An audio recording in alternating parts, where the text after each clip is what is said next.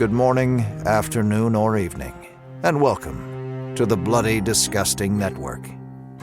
The passage of time will now bring you to something strange, unique, and idiosyncratic. Have a good time.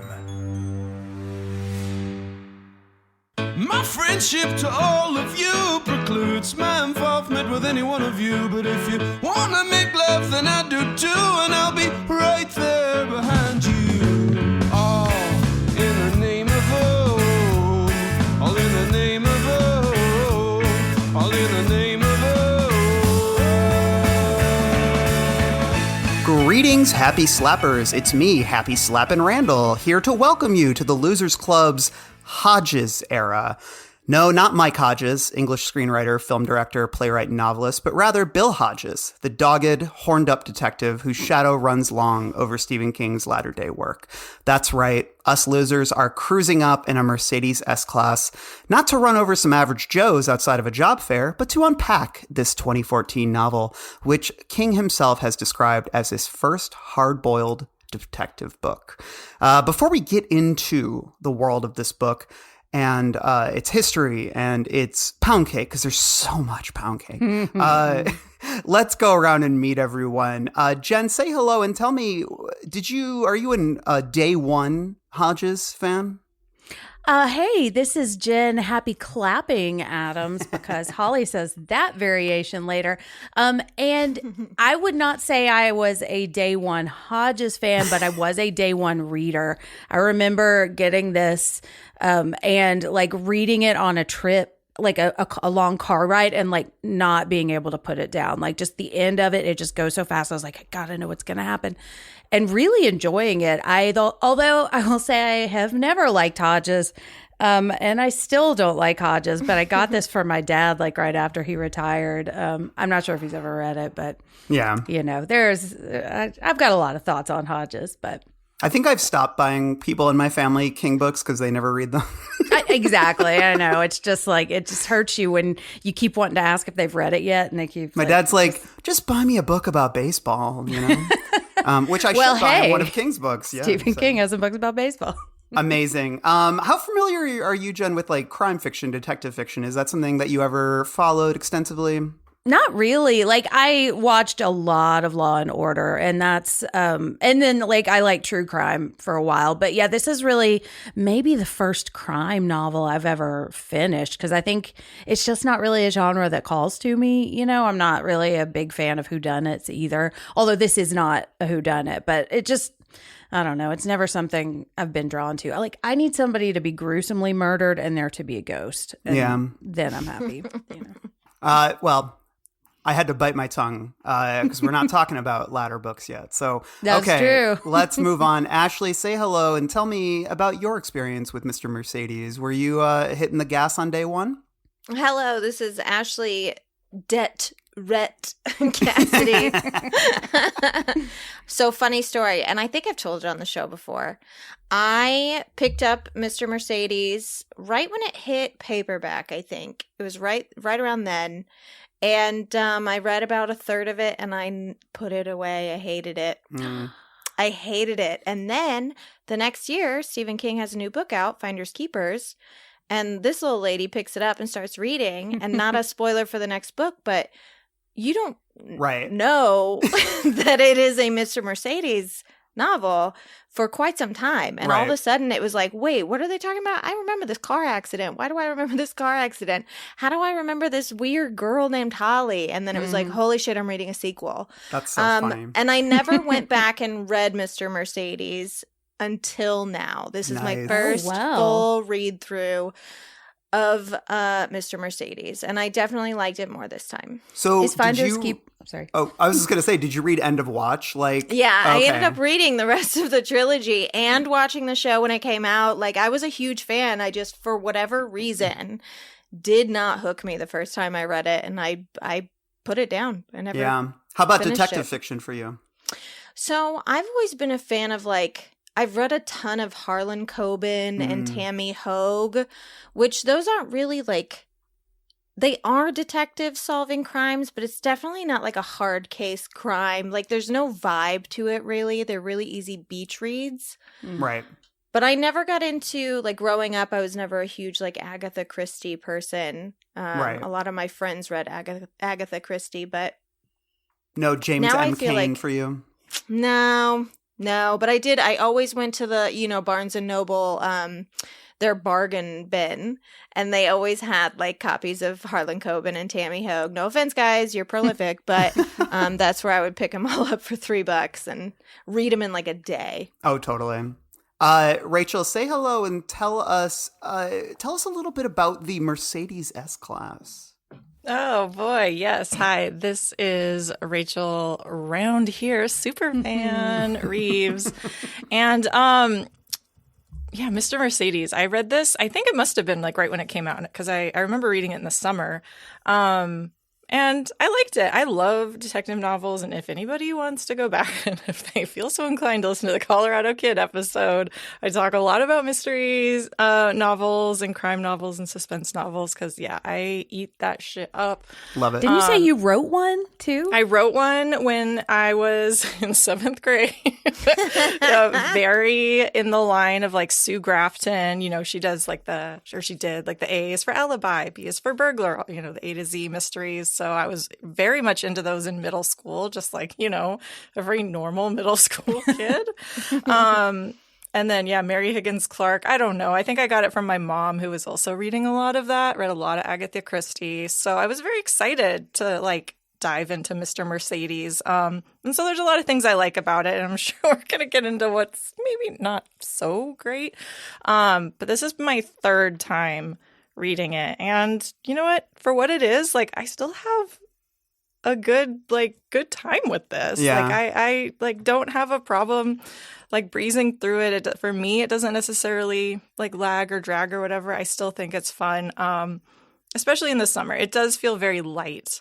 Mm-hmm. As far as the Mercedes SL 500, I love how there's an author note at the end where King specifically points out that whole thing about the key thing and the peak. Yeah, you can't actually do that on this car, which I'm sure he wrote the entire thing and then fact checked it and was whoops, because Especially because we spend so much time about that fucking key that Yes. it's so much of the book that then somebody said, you can't do that. That's so funny. Yeah. Or 'Cause the it is- Mercedes lawyers were like, you can't do that. Yeah, right? This is a luxury car after all. And it is. These are not expensive cars. And it's a pretty nice car. And they made this particular class for a pretty long period of time. So odds are you've seen these cars driving around on the street. They also come in a convertible. Pretty Through job nice, fairs. Nice fancy car. I don't know. They don't look that super cool to me. It would make sense that somebody like Olivia Trelawney was driving this thing around. That's all I have to say. I was going to about say, that. he doesn't spend a lot of time describing the car as opposed to other cars and other novels. Yeah. So I'd never really in my head sat down to picture what the Mercedes looked like. If it had It's a like a- ghost in it, then he would have spent a lot more time with it. Yeah. That's true. I It's need not all my as cars nice. to come with a Ghosts ghost. in it. Yeah. A couple of us were talking before we recorded and we were familiar with the audiobook. I listened to at least half of the audiobook and then I kind of read the other half. And the great Will Patton, star of Armageddon, and 1,000 other movies that are better than Armageddon. He does the audiobook and I think he does a few Kings, right? He does the whole series. I Oh, the think. whole series. Okay. Yeah. He's so fantastic. And I was just saying, I don't do a lot of fiction audiobooks. I usually do nonfiction, so there's no voices really. So I really came to appreciate, I guess, the art of doing narration and the different voices and the different tones and the ways that you have to convey vocally non-verbal sort of what's punctuation or emojis, because in this there's emojis, right? So it's he has to convey some of that stuff, and I was really impressed with it, but I have one bone to pick with people who read audiobooks, well, men specifically, is whenever, and I've listened to about 5 or 6 fiction audiobooks, and every single guy reads every woman like they talk like this. Yes. Like this. Well, we do talk like this. Well, haven't you ever heard us talk? All breathy. Yeah, it's Slow. just like it's like Detective Hodges. Like it's so good to see you. Yeah. And I'm just like it's like ASMR, which I hate. Like ASMR makes my skin crawl, and like that's the way every person that I've heard read an audiobook, because even like listening to, like I recently listened to American Tabloid, the James Ellroy book, and then like the Ursula Le Guin book, like The Lath of Heaven. And like those and a couple others, but every single one, all the women talk the exact same, and it was in this like breathy, seductive, weird thing, and it just like started driving me crazy. And Will Patton was absolutely doing it, like whenever a woman spoke in this, and I love him. And he certainly was like, it was a good performance, but I'm like, women must be able to talk another way. And I'm on the 3 of them, so I'm looking forward to studying how each of you talk. Spoiler alert. Yeah. I mean, it's better than saying, well, this is what we sound like because we're girls. The pound cake in this especially was hard to listen to because I also listened to the Will Patton audiobook version. Me too. And that's always hard, I think, when you have usually a man, he's narrating both the female and male or male, whatever the sexual situation is.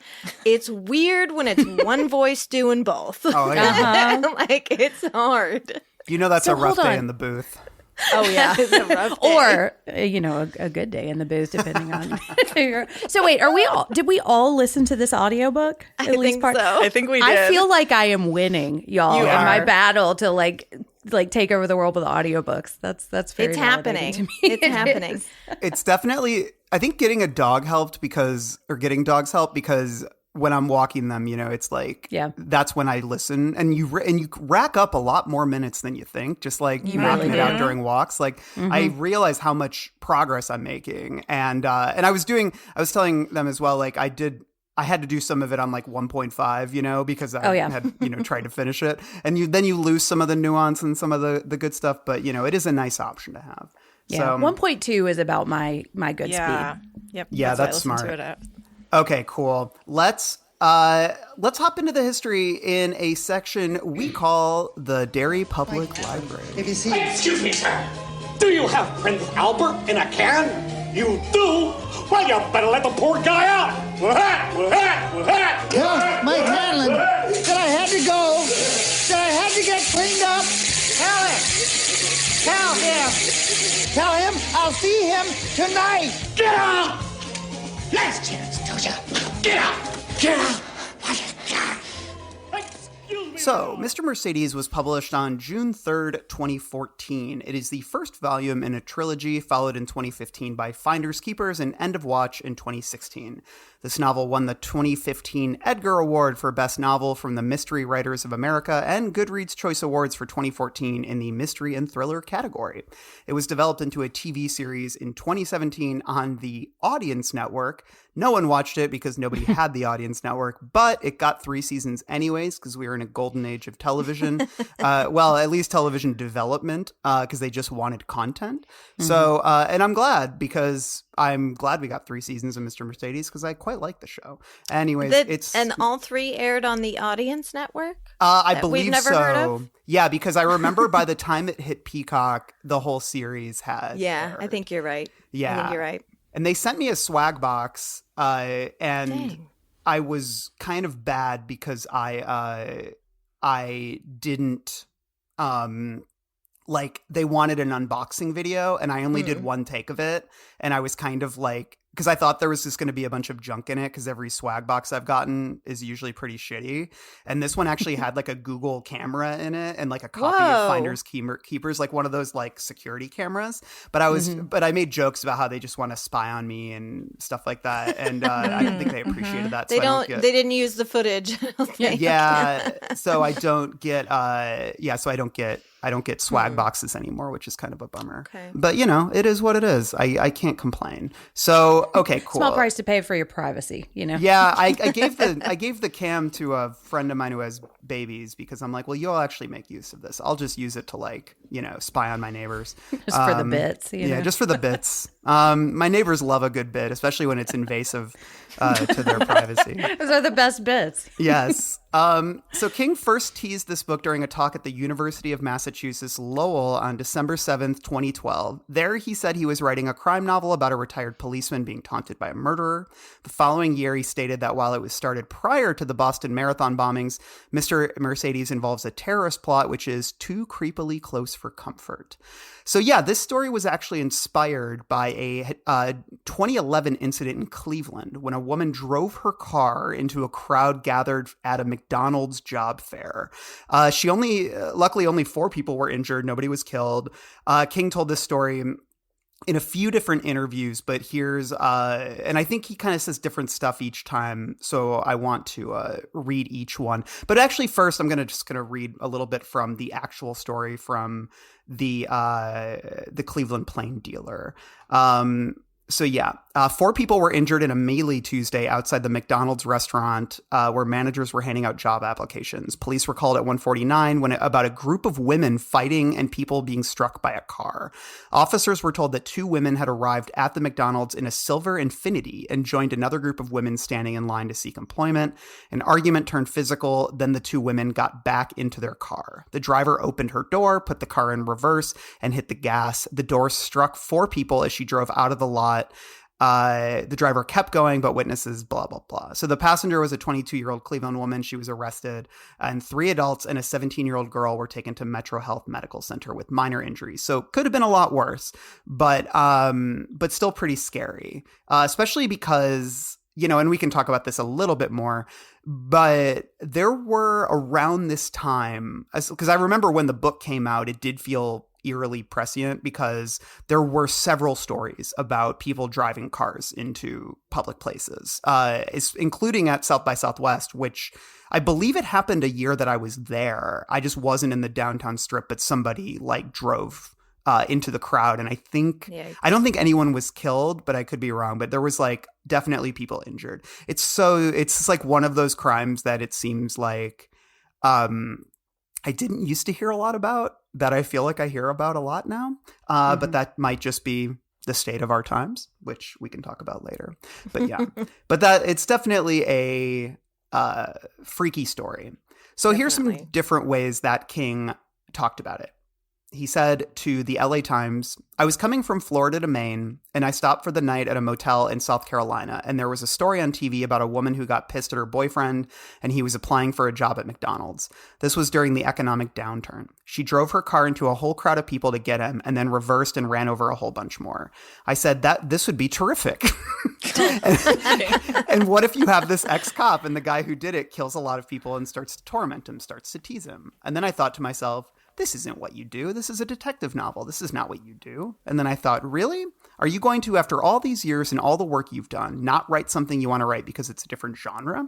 Because even I can say to you, genre doesn't matter. But to some degree, it does matter. The same way you could say gender politics don't matter, but they do. On some level, it does, because we're socialized to believe that. But to my credit, I went ahead and wrote it anyway. He said it this way to USA Today.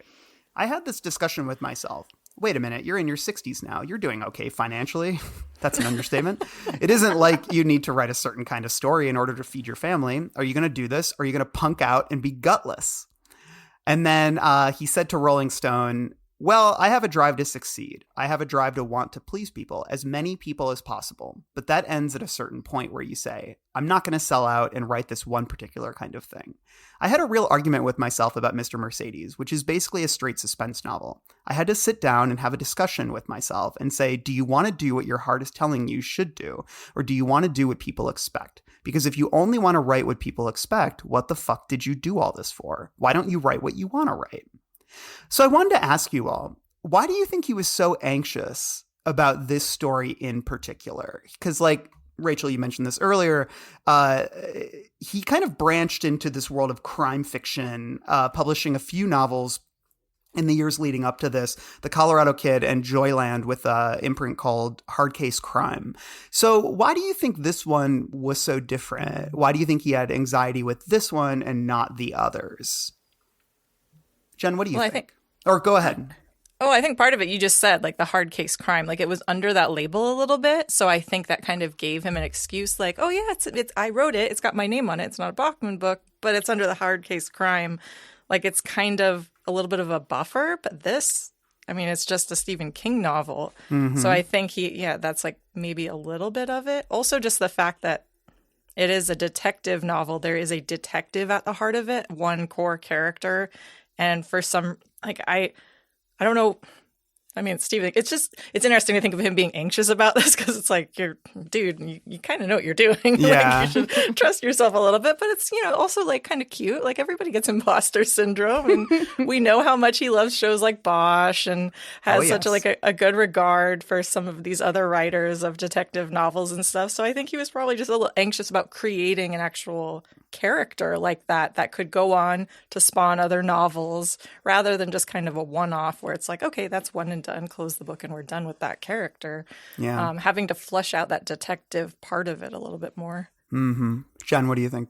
I wonder if it's like misplaced anxiety too, because like he was saying, and I think like, what is this, in his 50s of novels, like he can do whatever he wants. And he's written departures, like 11/22/63 is more of a science fiction time travel novel. The Dark Tower is more fantasy horror. And then we just talked about Full Dark No Stars, which has two, Big Driver and A Good Marriage, that actually feel very similar in tone to this.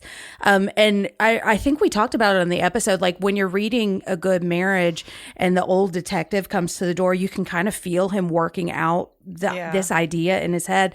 And I know that he got some shit for writing about a story that was real and people that actually died. And I wonder if it was more the fact that this is a real crime that he's kind of basing this on, that people actually died. I wonder if that was kind of lurking in the back of his head and that was maybe fueling that nervousness. Because, and to be honest, like, yes, it is a crime novel and there aren't any supernatural elements in this novel, but it still feels like King and it still feels like horror too, like it's not a straight crime novel. Yeah. Ashley, what do you think? Yeah, maybe because it's so graphic. That's what makes he it can't feel help so himself, much like King. He can't help himself. It's so gross. And I love it.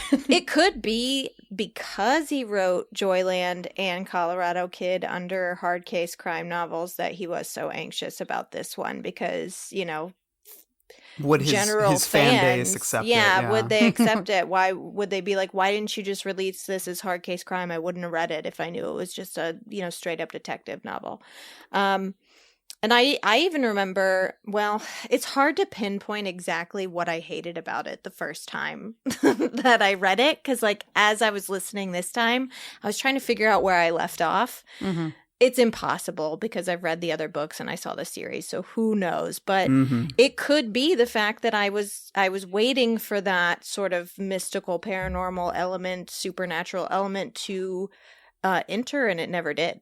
Yeah, and I could have gotten bored. That might have been just the very mood I was procedural. Into. It's extremely procedural. Yeah, about a third of the way into it, it really becomes this like, well, what's up with the key? And he's interviewing people and tracking evidence, and it becomes like a very different sort of vibe than King. And I think what really resonates with me when I think about, Rachel, you said this, I think everything you guys said is on point, but the idea of like a detective novel versus a crime novel is a little bit different because it's, when you look at Colorado Kid, which is essentially about like what a journalism student talking to some like old Maine, lifers, guys that he's written a million times and that he knows how to write so well. And then Joyland is about this teenage boy and he knows how to write teenagers like going through big life changes, like stumbling onto darkness. Like those are very comfortable arenas for him. But I was kind of thinking about it and he really doesn't write like, I mean, he had Alan Pangborn, who was a cop, but he doesn't really write detectives that much. And I think he can, like when we talk about genre, because I was thinking too, I'm like, dude, you've navigated genres 1,000 times. Like, but there is, I think, a bigger wall between detective fiction and let's say like other variations of of horror and sci-fi, because I think he's shown through a lot of his work that he's very comfortable in those genres. But there is another tier that, you know, he dedicates the book to James M. Cain, who is kind of the guy who pioneered in a lot of ways what we consider to be hard-boiled crime fiction. And I think that he almost feels like I know he's been reading this stuff his whole life, and he's stabbed at it in a couple short stories like Umney's Last Case and stuff, right?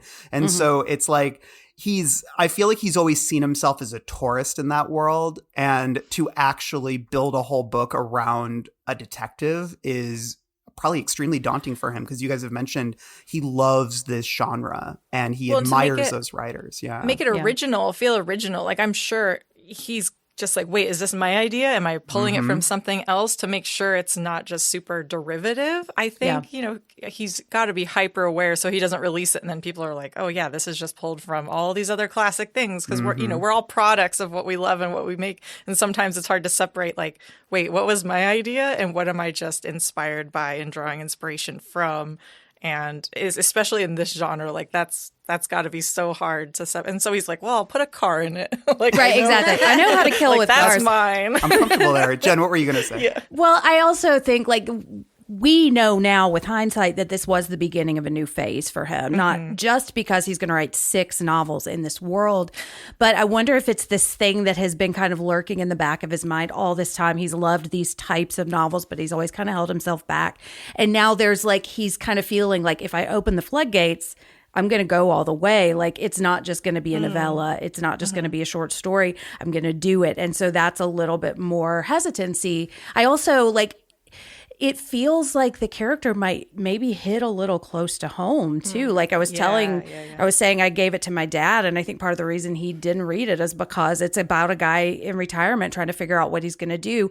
And if King is kind of searching for the next phase of his life, like maybe he doesn't quite want to write about the struggles that he's having, like sitting and trying to figure out what he's going to do next, you know? Just that hit is close to home. really, really apt, I think, and something I want to talk about more when we talk about Hodges, because this is the first book about, like, with a protagonist like over 60 that he's written since Insomnia, you know, in the early 90s.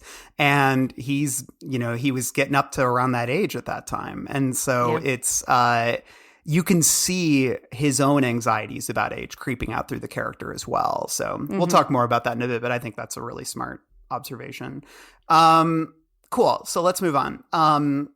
So he also added this about the incident that inspired the novel. It never crossed my mind that some of the things that have happened since then with people trying to kill and maim innocent people would happen. But you have to remember that those people who do those things think they are doing God's work. Unless you understand that, you can't really address their problem in a meaningful way. That's a quote I want to return to a little bit later, because I find it interesting in the context of this book. But we can talk more about that a bit.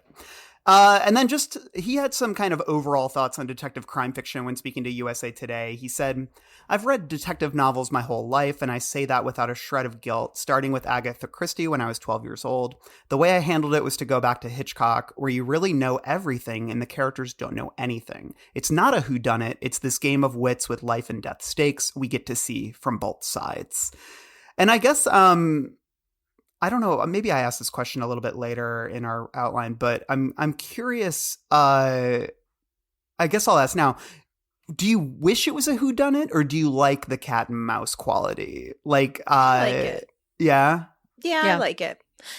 And, you know, it's hard for me to say, really, because unfortunately, again, this was a reread. First time I put it down, I've seen the book, or I've seen the TV show, so I kind of knew what was going to happen. So the whodunit aspect was taken out regardless. But to me, I think it worked. It reminded me of The Stand. Like, you've got the good versus the evil, and it's so clear, and it's very so stark. Yeah, very stark. And so to get to go back and forth and see, like, how close is good getting to evil, how close is evil getting to good, who's going to win, I think that was really exciting, to swap the POVs as opposed to, you know, and we didn't really know everything. You know, we didn't know exactly how Brady got into the car. We assumed, because he works for this tech company, that he was her, IT guy, and maybe he stole a key, but we didn't know exactly how. So it was fun to see Hodges put together those pieces to figure out how he did get into the car. So yeah, no, I love the cat and mouse aspect of it. It's exciting. I did too. I also don't love Bill Hodges, and I like that we get another character, and and I think it makes me like him more because he is kind of outwitting Brady. I think Brady is really fascinating, Randall. I cannot wait to hear what you think of him too, because I know you love your bad boys. Yeah. But like, I love the exchanges we get between the two of them that are so brief, but we know all the backstory. Like that one line and we know that it's Jerome that types it, but it's just like, "See you later, mama's boy," and we know how that hits because we know what just happened with his mom. But if we just got that from Bill's side, it would not hit nearly as hard. You know? Yeah. I kind of think it's like, are you a Law and Order SVU fan, or are you a Law and Order Criminal Intent fan? Both are good, but if I had to pick one, me personally, Criminal Intent.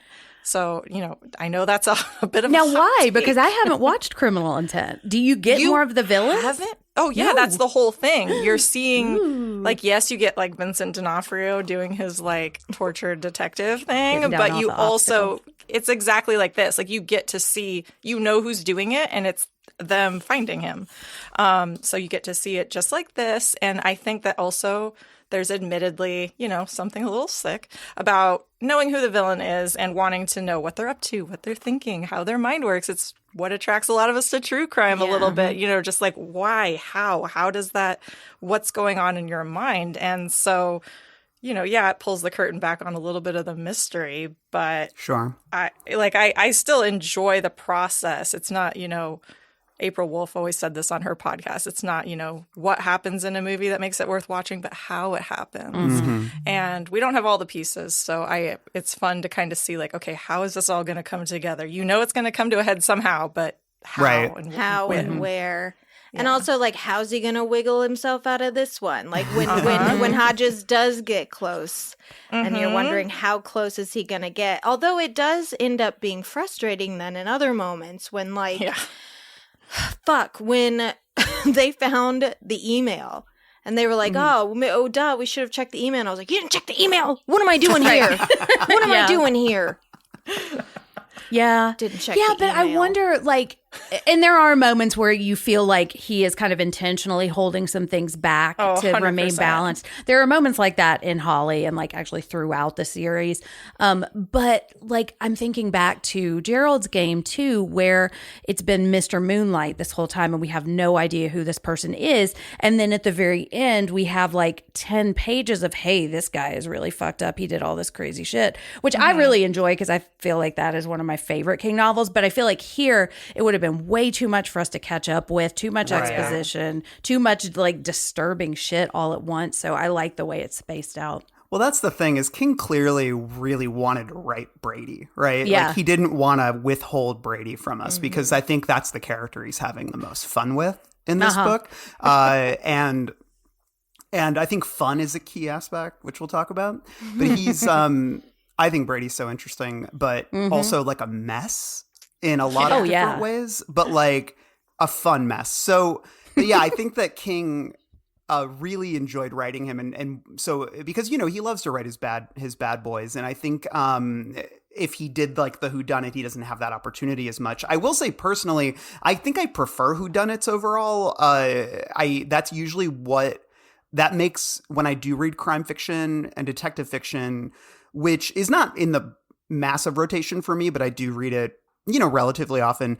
I like the page turning aspect of like getting closer and closer to whoever it is. And, I think about The Outsider, which I won't say much about because we haven't discussed it yet on the podcast and we will soon. That's like a whodunit, right? But then it kind of becomes complicated because, but that was to me a much more propulsive read than these because I was so invested in like who did this. And I think that structure works for me, but I will say in that case, you have to really like your protagonist and you need to be sticking with them. And I will say if Mr. Mercedes did not have these periodic break-ins from Brady, I'd struggle with it a lot more because I am also not a big Hodges guy. So whereas I'm a big Brady boy, hashtag. So Hashtag Brady boy. That's the thing. I think King is just too good at writing villains to ever really effectively do a whodunit that we want to stay with. You know, and I mean, I love his protagonists, but like his villains are what we know him for, you know. And that to me is perhaps like one of the reasons that I struggle with the latter part of The Outsider is because it becomes a different sort of book. I don't want to say too much, but it's like he doesn't have that chance to flex as much. Yeah. So, okay, cool. Let's pop over and read some reviews of this book from when it came out. Jen, you put some of these together. So why don't you walk us through some of the key reviews? So I feel like most of the reviews that I found were pretty good, and it kind of mirrors the experience that I had reading. I feel like for me, once you hit that halfway point, it really does kind of propel itself forward. And there's not a whodunit feel, but there's almost the like, will they, won't they save everybody kind of feel. So from The Guardian, Stephanie Merritt, the economic decline of America's industrial cities infects the atmosphere of the novel, but is never really brought to the fore in the way the initial symbolism implied. Brady is moved by nothing so significant as a cause. He is merely an unremarkable man with a fragile balance of mind, driven by a series of mundane accidents and bleak circumstances to hate the world and force it to take notice of him. He represents a plausible evil. It's impossible not to hear echoes of his story in other troubled young American men who have opened fire in crowded schools or cinemas, as King peels back the layers to understand how a killer like Brady is formed. Mr. Mercedes is rooted firmly in the small-town realism for which King was frequently celebrated and which is often overlooked in the thriller genre. The stakes are fairly low here, and Hodges is an unrepossessing hero, just as Brady is a banal kind of monster. Perhaps the most chilling aspect is how many potential Brady Hartfields there might be lurking across recession-blighted America, blaming society for what they become. This is the real fear that King sows in his readers' minds. You'll never feel quite at ease in a public gathering again. Yeah, I really like that review. Way ahead of you. I have a lot of, I want to revisit a lot of those ideas a little bit later. Yeah. But yeah, why don't you read the next one, Jen? Okay. And then Kirkus said, the scariest thing of all is to imagine King writing a happy children's book. This isn't it. With a cadre of investigators in tow, Hodges sets out to avert what is certain to be an even greater trauma, for the object of his cat and mouse quest has much larger ambitions, this time involving a fireworks show worthy of Fight Club. And that's not his only crime. He's illegally downloaded the whole anarchist cookbook from BitTorrent, and copyright theft just may be the ultimate evil in the King moral universe. King's familiar themes are all here. There's craziness in spades and plenty of alcohol and even a carnival. King being perhaps the most accomplished cholera-phobe at work today. The storyline is vintage King too. In the battle of good and evil, good may prevail, but never before evil has caused a whole lot of mayhem. The scariest thing of all is to imagine King writing a happy children's book. This isn't it. It's nicely dark, never predictable, and altogether entertaining. So that's kind of like, Ashley, what you were talking about with The Stand. Yeah. That's really what it felt like to me, especially, you know, I don't believe I got that feeling when I watched the series as much. Mm-hmm. But for some reason, I think maybe just the way that this book was broken up, it really did feel like we were traveling with those two groups in The Stand and just like, when are they going to come together? Mm-hmm. And the good versus evil was really strong this time. Yeah. And then the LA Times, Paul L. Woods writes, yet beneath that ordinary veneer is an angry, hate-filled man inundated by a violence-saturated culture, replete with serial killer stories, violent video games, Lee Child's novels, and Wild Bunch screensavers, which doesn't exactly light Brady's murderous fire, but certainly fans the flames burning inside him. Given that there are more than a few references and allusions to King's own fiction and screen adaptations sprinkled throughout the novel, it's hard to ignore the author's role in shaping the tropes of that universe.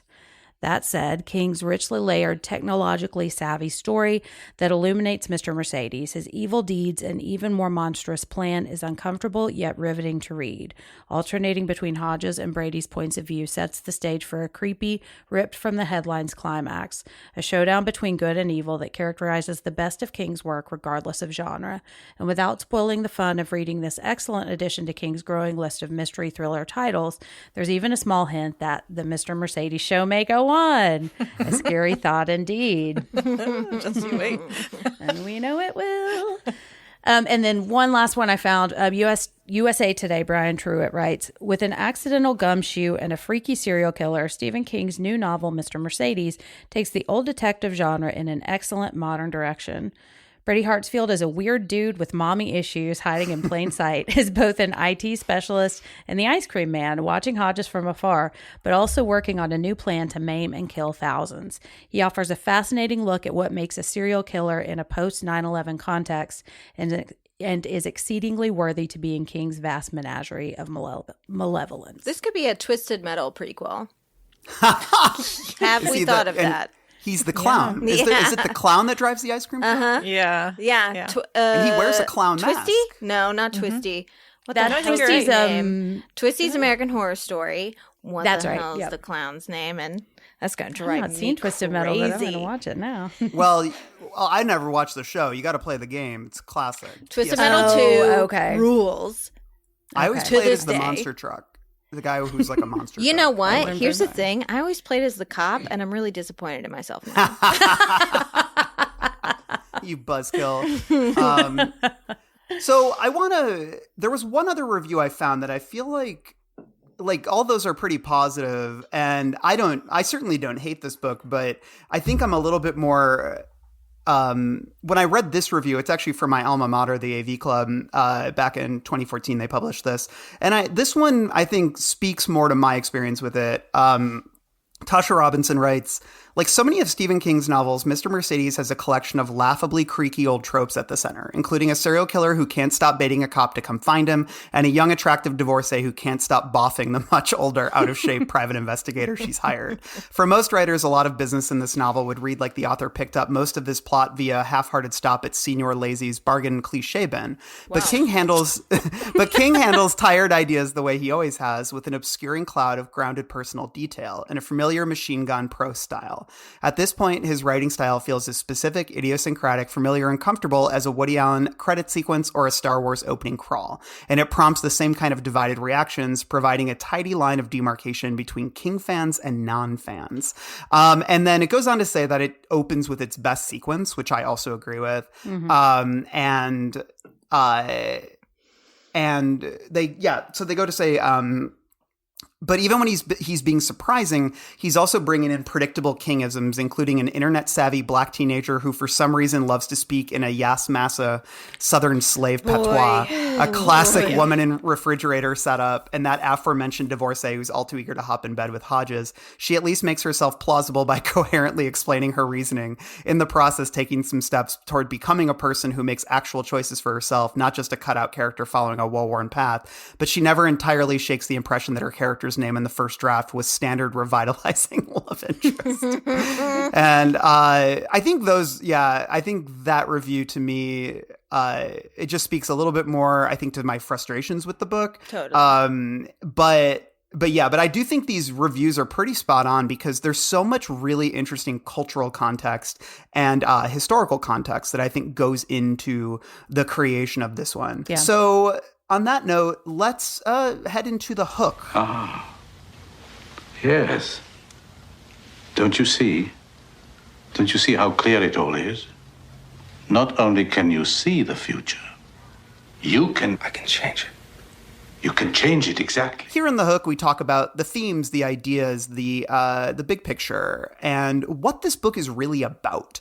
And, sometimes for this section, I've got like 15 different ideas or themes that King is clearly playing around with. And he's definitely playing around with some stuff here, but I think this is an example where he's really letting the story drive this book, which is kind of a nice relief sometimes because it's easy to get sometimes drowned in, I think, some of the various various ideas that King's playing with, especially like the latter Dark Tower books. But in this one, there were a few things that really stood out to me. But before we dive into the ideas that I had sort of like poked at, what kind of like permeated for you? Like what resonated? What ideas did you come out of this sort of turning around in your head? Jen, how about you?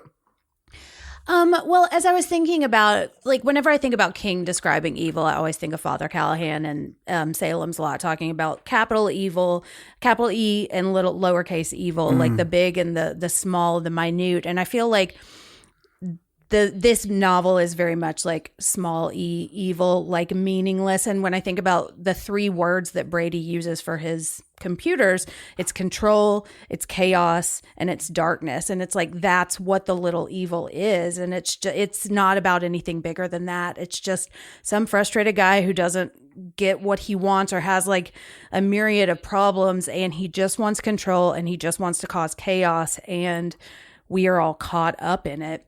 And as the novel begins, I think Bill is feeling really overwhelmed by that. And he's like, I couldn't get them all, so what's the point? I'm just going to die, you know? And what he finds throughout the story is that it is still worth continuing, and that there are other people that can try to fight evil through other ways, you know, not being by being on the cops. That's not the only way to contribute to society, that there are other people and other skills, and that is what actually combats little e evil. And then we also have a quartet, so there's the community element too. So yeah, that's smart. Rachel, how about you? Yeah, going off that, I mean, something that I've liked rereading it is just kind of, it's interesting. Everybody talks about like the good versus evil, because I also think the more I read it, the more murky it gets. And that's what I kind of like. Like, also, I mean, anytime I can relate something to Charles Bronson, I'm going to. But like the happy slapper is like that scene in Death Wish with him wheeling around the quarters in the sock and going out and just like hitting somebody, you know, a burglar going down the street. But the fact is, like, he's carrying it. He's kind of waiting for that opportunity. And so it's just kind of that, I don't know, like Hodges is a little delusional, I think, when he first was like leaving the forest thinking like, okay, I'm a good guy, but also he's attacking teenagers with, you know, something that he even admits, like, just a little off and I could kill him, you know, but I'm just going to hit him on the side of the head instead. And it's like, dude, that's fucked up. Like, you're still attacking a child, you know, a teenager. Not saying what they're doing is right, but just kind of that murky morality kind of. But do you think in that scene? He's reckless in the whole book. Yeah. Like, okay, his entire, he's dangerous and reckless the whole time. Like, he's not doing good things. But do we think that King is writing that intentionally, or are we supposed to read that scene where he knocks around the teenager like, oh, that's a badass move on Hodges' part? Like, I think he's doing it intentionally because there's like very direct lines where the ball bearings, like at the end, he's talking about like, oh, these are very similar to the ball bearings that I have in my happy slapper. Like, there's multiple little nuggets in there where he's making connections between Brady and Hodges, and you think about, you know, how he's treating Olivia and just kind of the self-entitlement for certain things. And I do think that also highlights how Hodges changes over the course of the book, but also just kind of how they are actually a little bit more similar than maybe they want to admit in certain things. And so I think he's doing it intentionally, but that's I think that's I smart. get on the third read. I love that.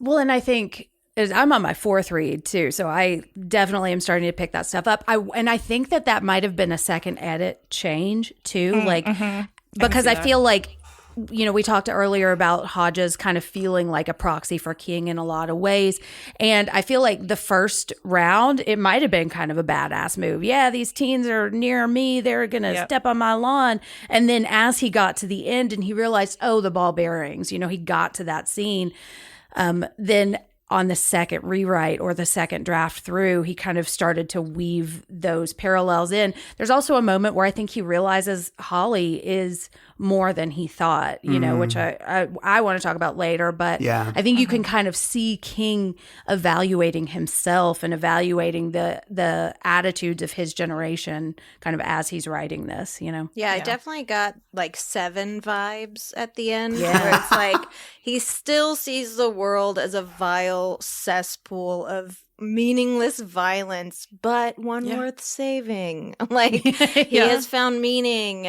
again and community in his own world, which shines a brighter light on his own circumstances, which makes him more optimistic. But he knows what kind of evil is out there, and he feels, I think in the end, feels more ready to take it on. Mm-hmm. Yeah, I think that's all really interesting. And I want to read this quote. This is from, he wasn't talking about Mr. Mercedes specifically here, but it really resonated with me because I think this is an idea that at this point in his career, like around 2014, I really began seeing these ideas expressed a lot more. And I'm thinking specifically of Holly, because I just read it, last year. And these ideas are expressly articulated in it. So yeah, this was in a 2014 interview with Rolling Stone. The interviewer basically was like, thoughts on evil. So then he's like, I believe in evil, but all my life I've gone back and forth about whether or not there's an outside evil, whether or not there's a force in the world that really wants to destroy us from the inside out, individually and collectively, or whether it all comes from inside and that it's all part of genetics and environment. When you find somebody like, let's say, Ted Bundy, who tortured and killed all those women and sometimes went back and had sex with the dead bodies, I don't think when you look at his upbringing, you can say, oh, that's because mommy put a clothespin on his dick when he was 4. That behavior was hardwired. Evil is inside us. The older I get, the less I think there's some sort of outside devilish influence. It comes from people. And unless we're able to address that issue, sooner or later, we'll fucking kill ourselves. I find this interesting, but I think he kind of contradicts himself because he says whether it all comes from inside and that it's all part of genetics and environment.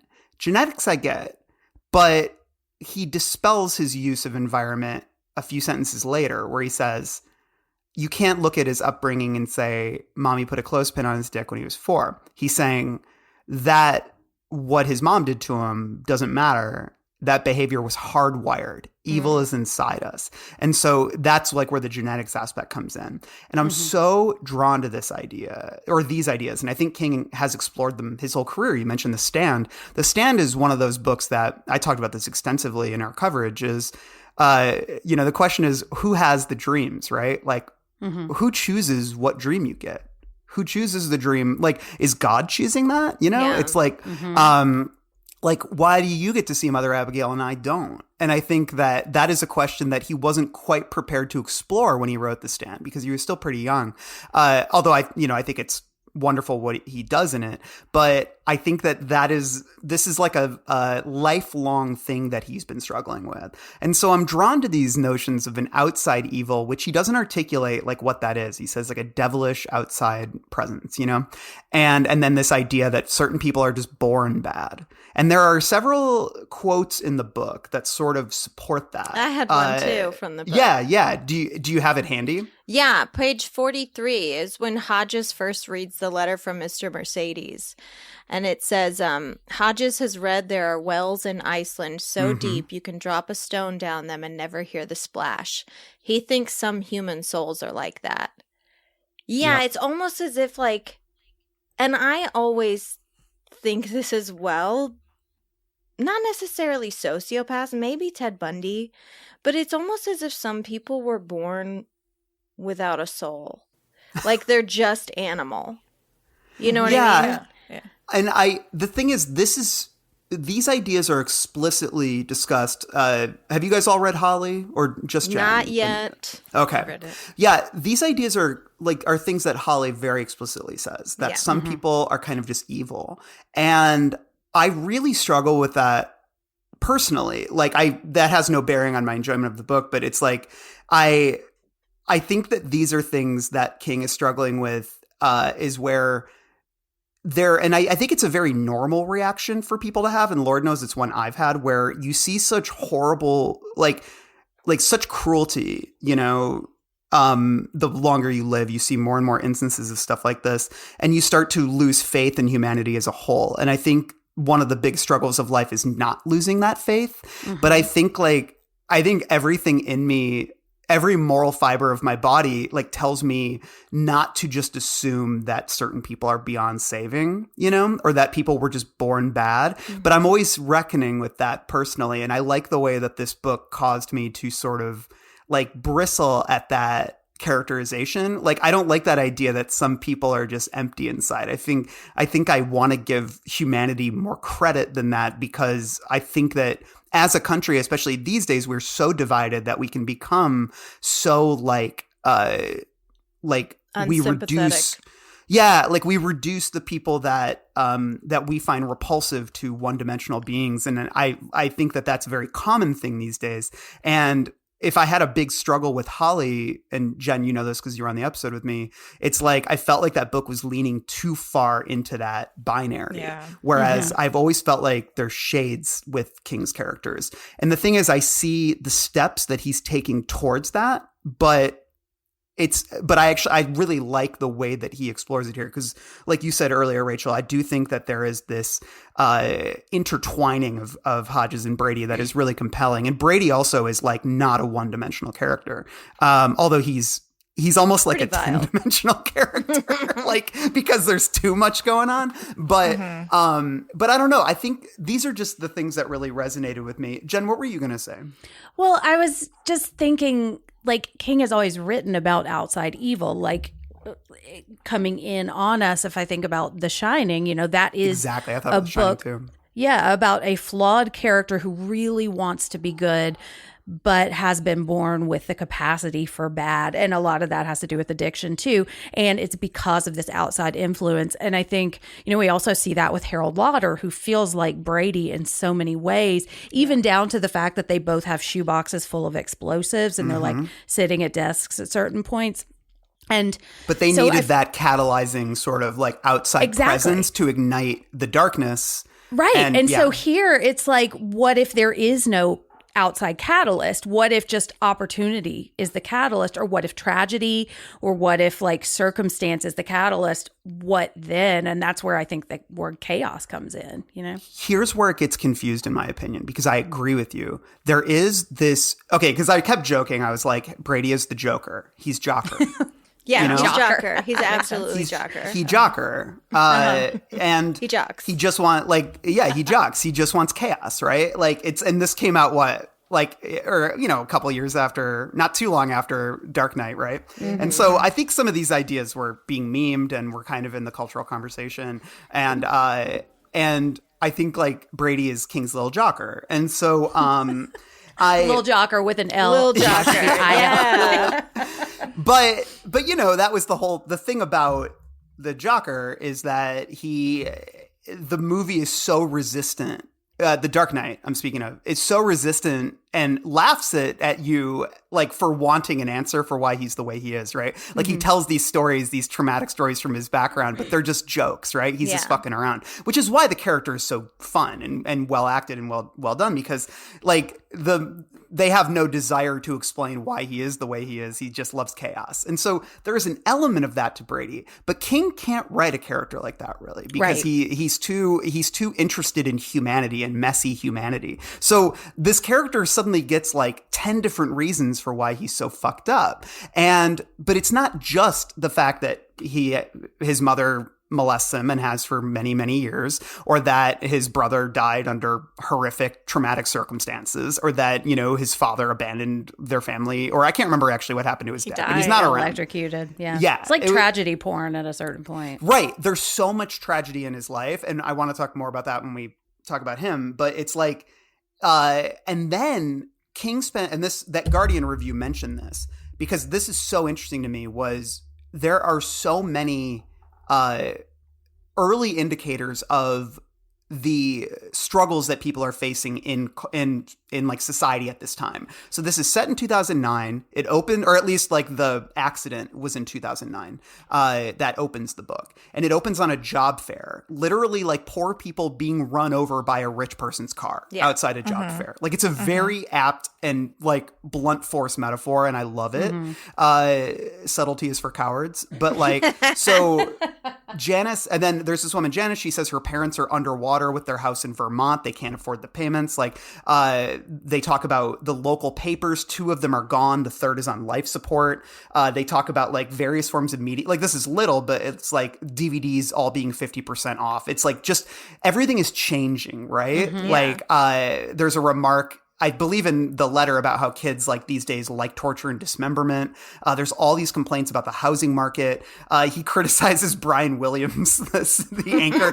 Man, you cannot get like a post 2008 King book without at least one mention of a cable news guy. But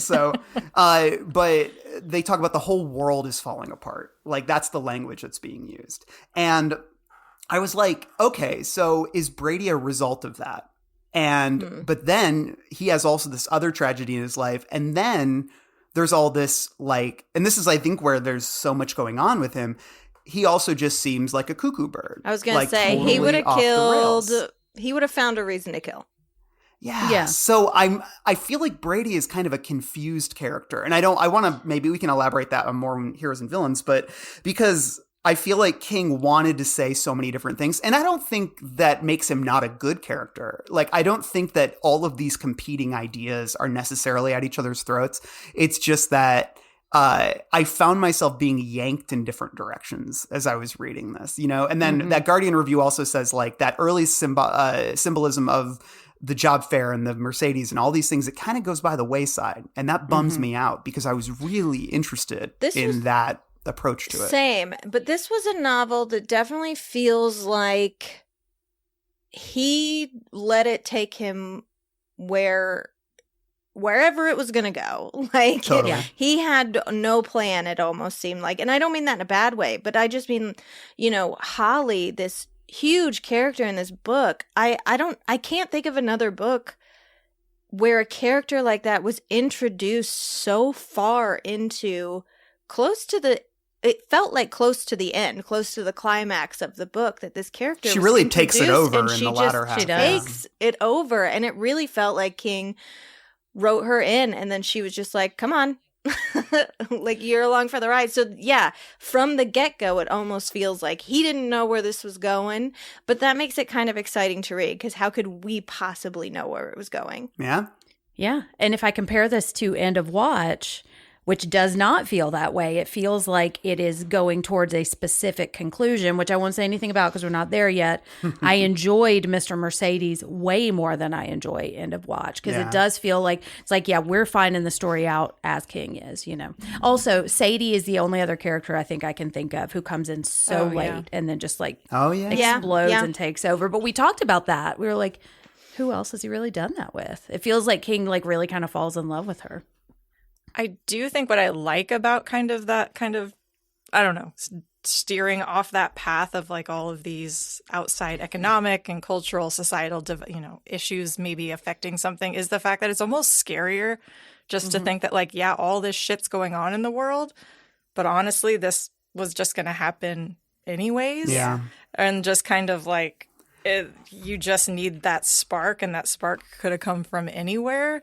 And it can happen anywhere. It can happen at any time. It's just like the right circumstance.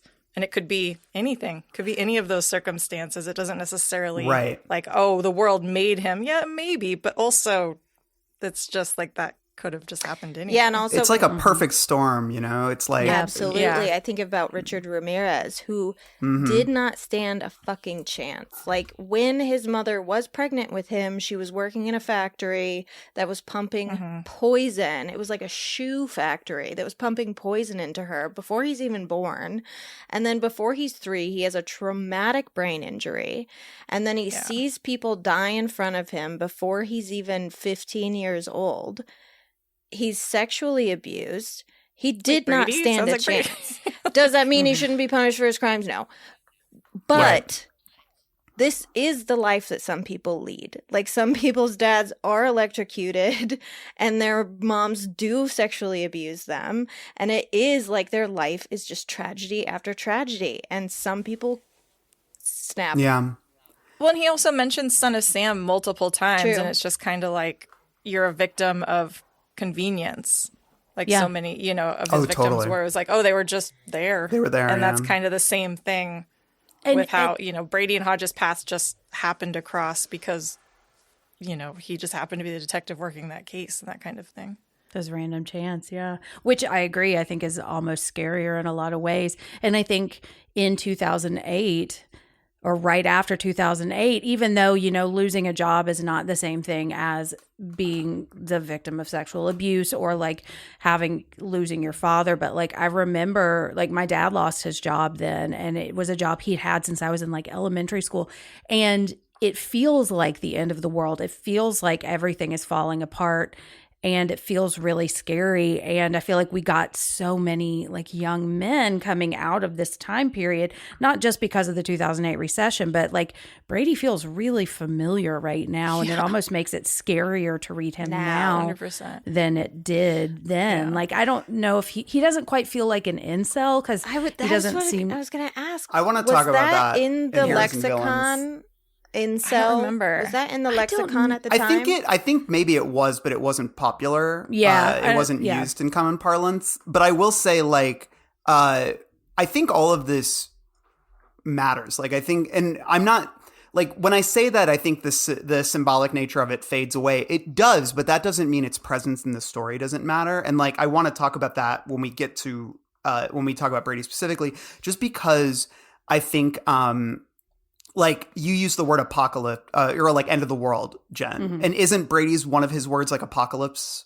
Like that he is like, he says apocalypse is like one of his his trigger words or something. I remember him talking about it and musing on that word at one point. And so when you say it feels like the end of the world, I mean, obviously 9/11 shadow is still casting over too. Yeah. And that felt apocalyptic for a lot of people. And so I think all that stuff really matters when discussing Brady, this book, and the nature of why these young men or whoever are so like angry.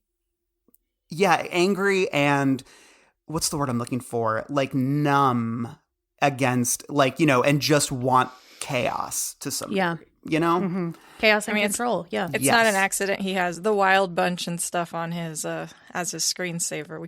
But I'll save that for when we talk about Brady. More just the idea of like masculinity and But I also want you guys to consider as we go on with this series, and Rachel, you might have particular insight into this. Is King becoming is he fighting against Charles Bronson-ish like views of the world and of youth like at this time, which I think is normal at his age especially, but there is like, I do feel like he is challenging himself somewhat because I think he does feel, like I said, he's thinking about like these people that are just born evil, and there is a lot of like hand-wringing about youth, and like what is being fed into kids' brains, which I think every generation has to some degree. But that's something to keep in mind as we go through the whole series.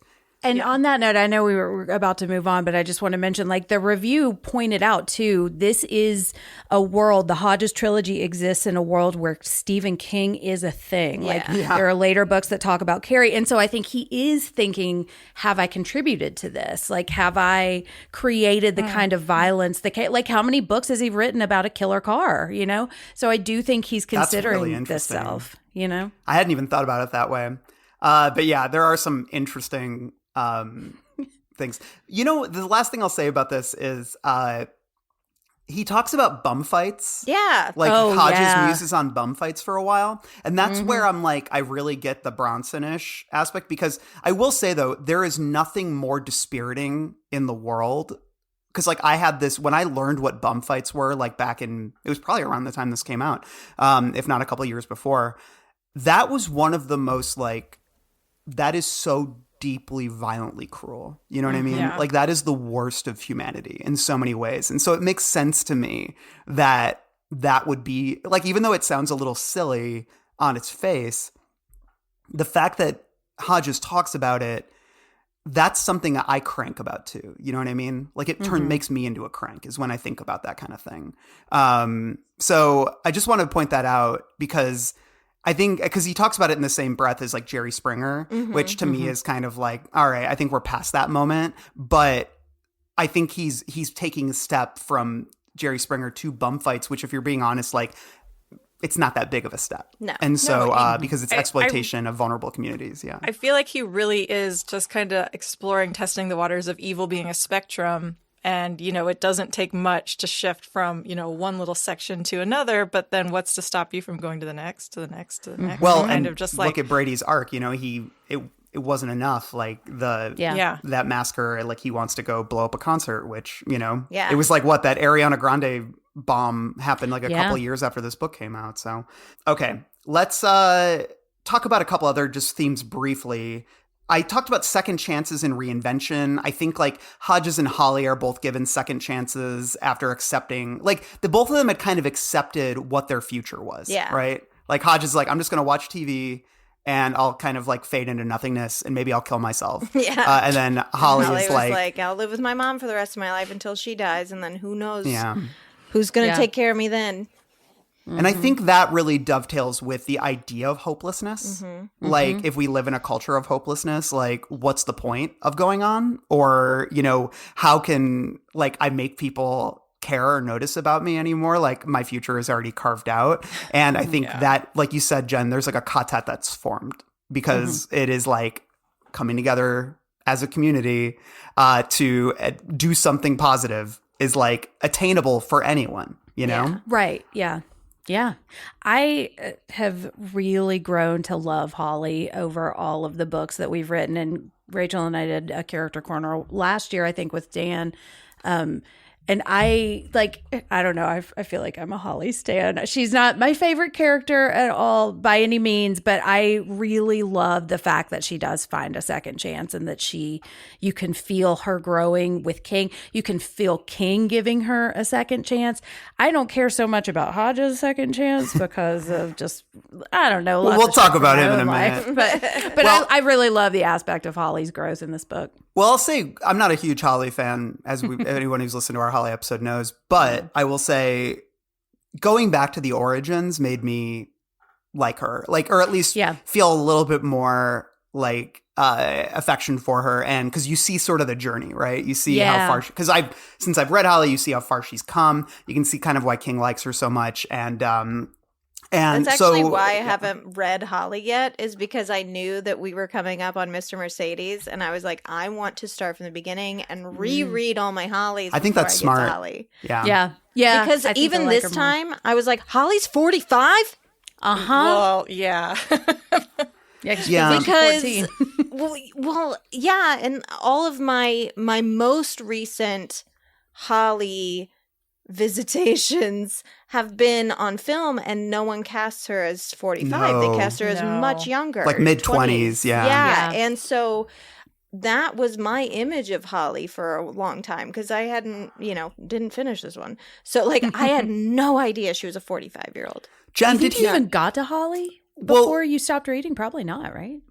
I mean, I think they mention her like she's talked about in the first half, but she becomes like a character in the second half. Like, yeah. But Jen, like, did he retcon her age at all? Like, am I crazy? I don't think so. Okay. Because I remember that was one thing I was looking for when we read all of the books. But yeah, she's around 45 around here. Okay. But he does talk about like her emotional age, and I think not to diagnose a fictional character, but she does have autism spectrum disorder. Oh, he hammers that home pretty hard. He does, yeah, and Explicitly OCD. So yeah. Well, they talk about what's that phrase that she uses in this book? It's like not triggers, but it's like something stimming. Yes. That's, Which is a thing, you know, and I used to work with with kids with autism, and, you know, my daughter has autism now. That's part of the reason I love Holly so much, is because she reminds me of my daughter. Like Yeah.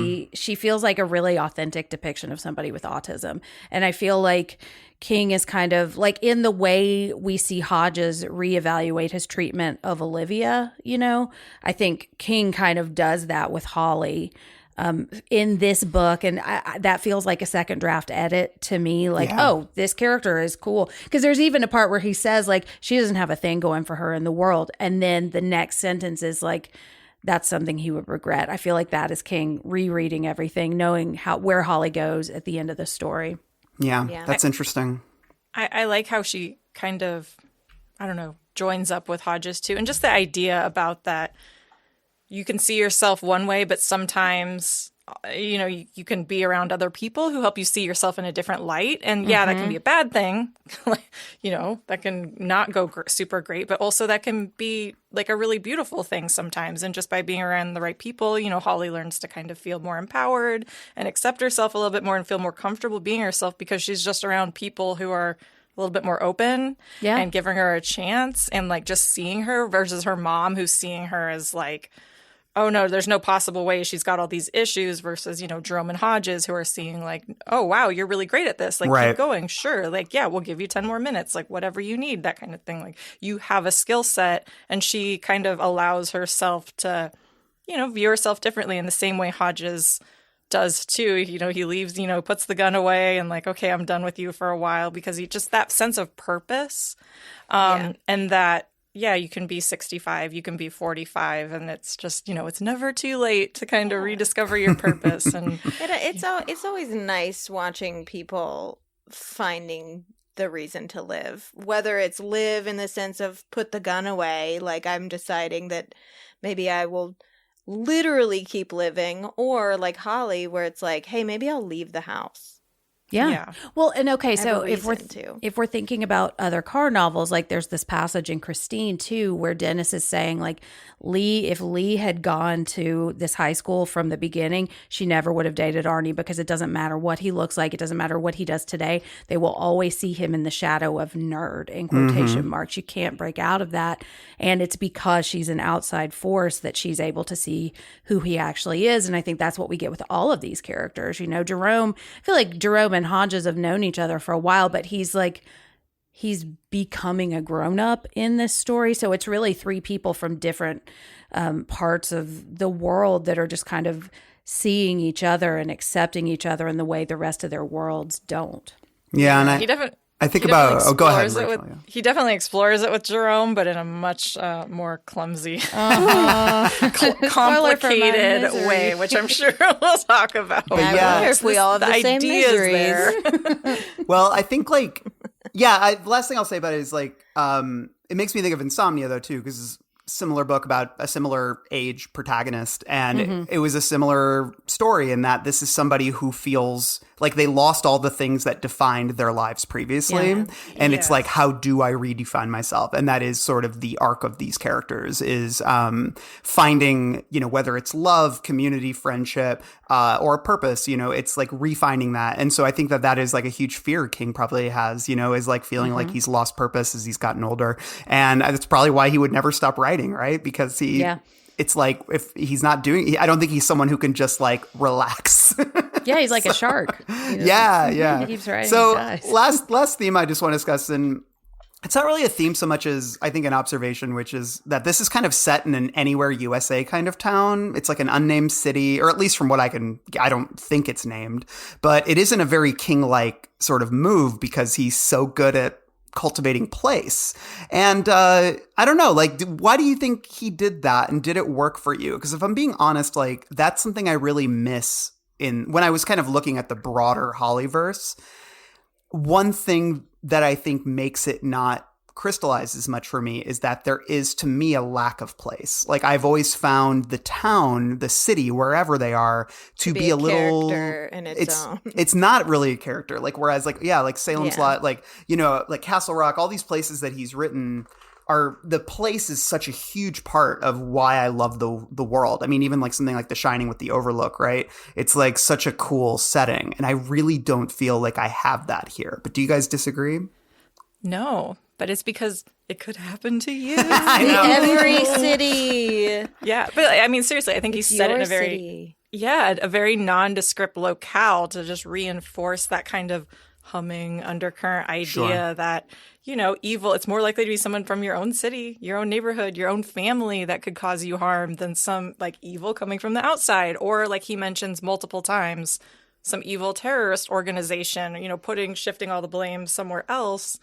When it's like, no, it's probably just that dude in the basement that's a bigger threat to you, the ice cream man driving around. But yeah, it's not, you know, the elite that are kidnapping children for a sex trafficking ring. Well, they are also doing that.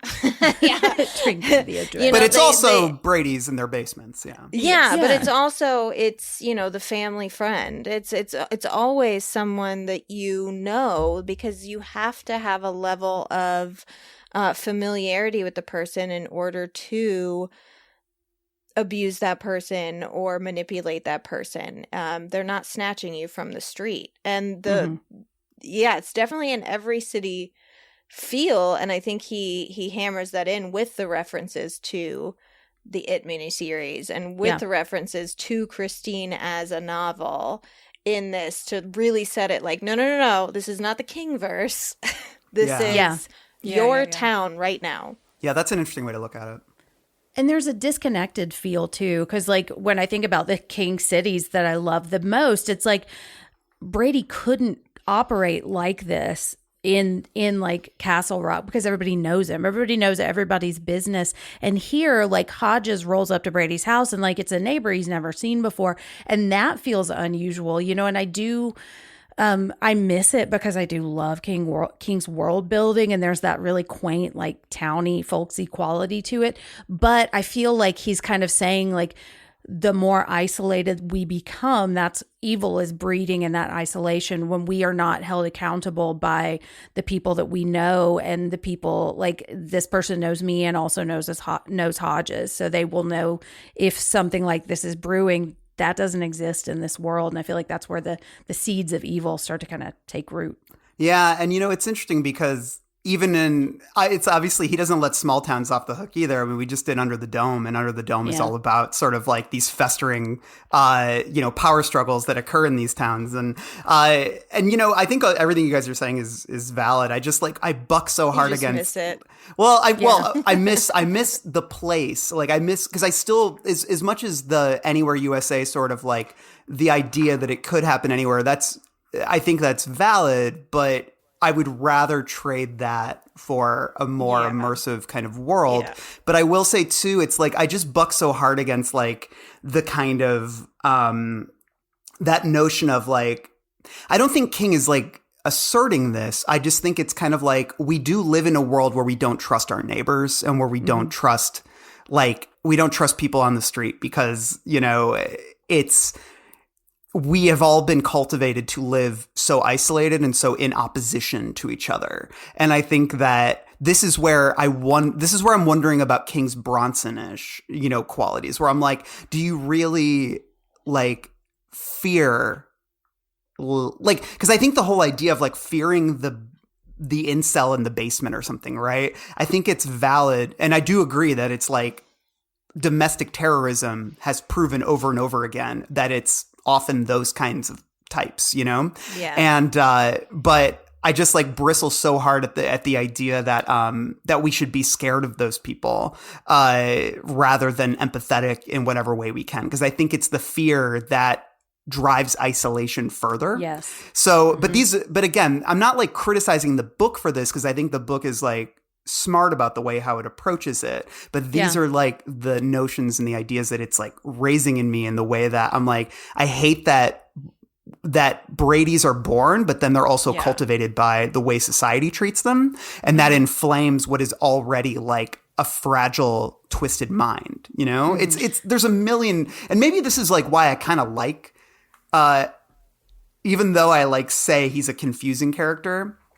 By throwing so much on top of him, I think it ultimately contributes to the idea of all the forces that are working against people, you know? Yeah. That can inflame what is already a twisted mind. Yeah.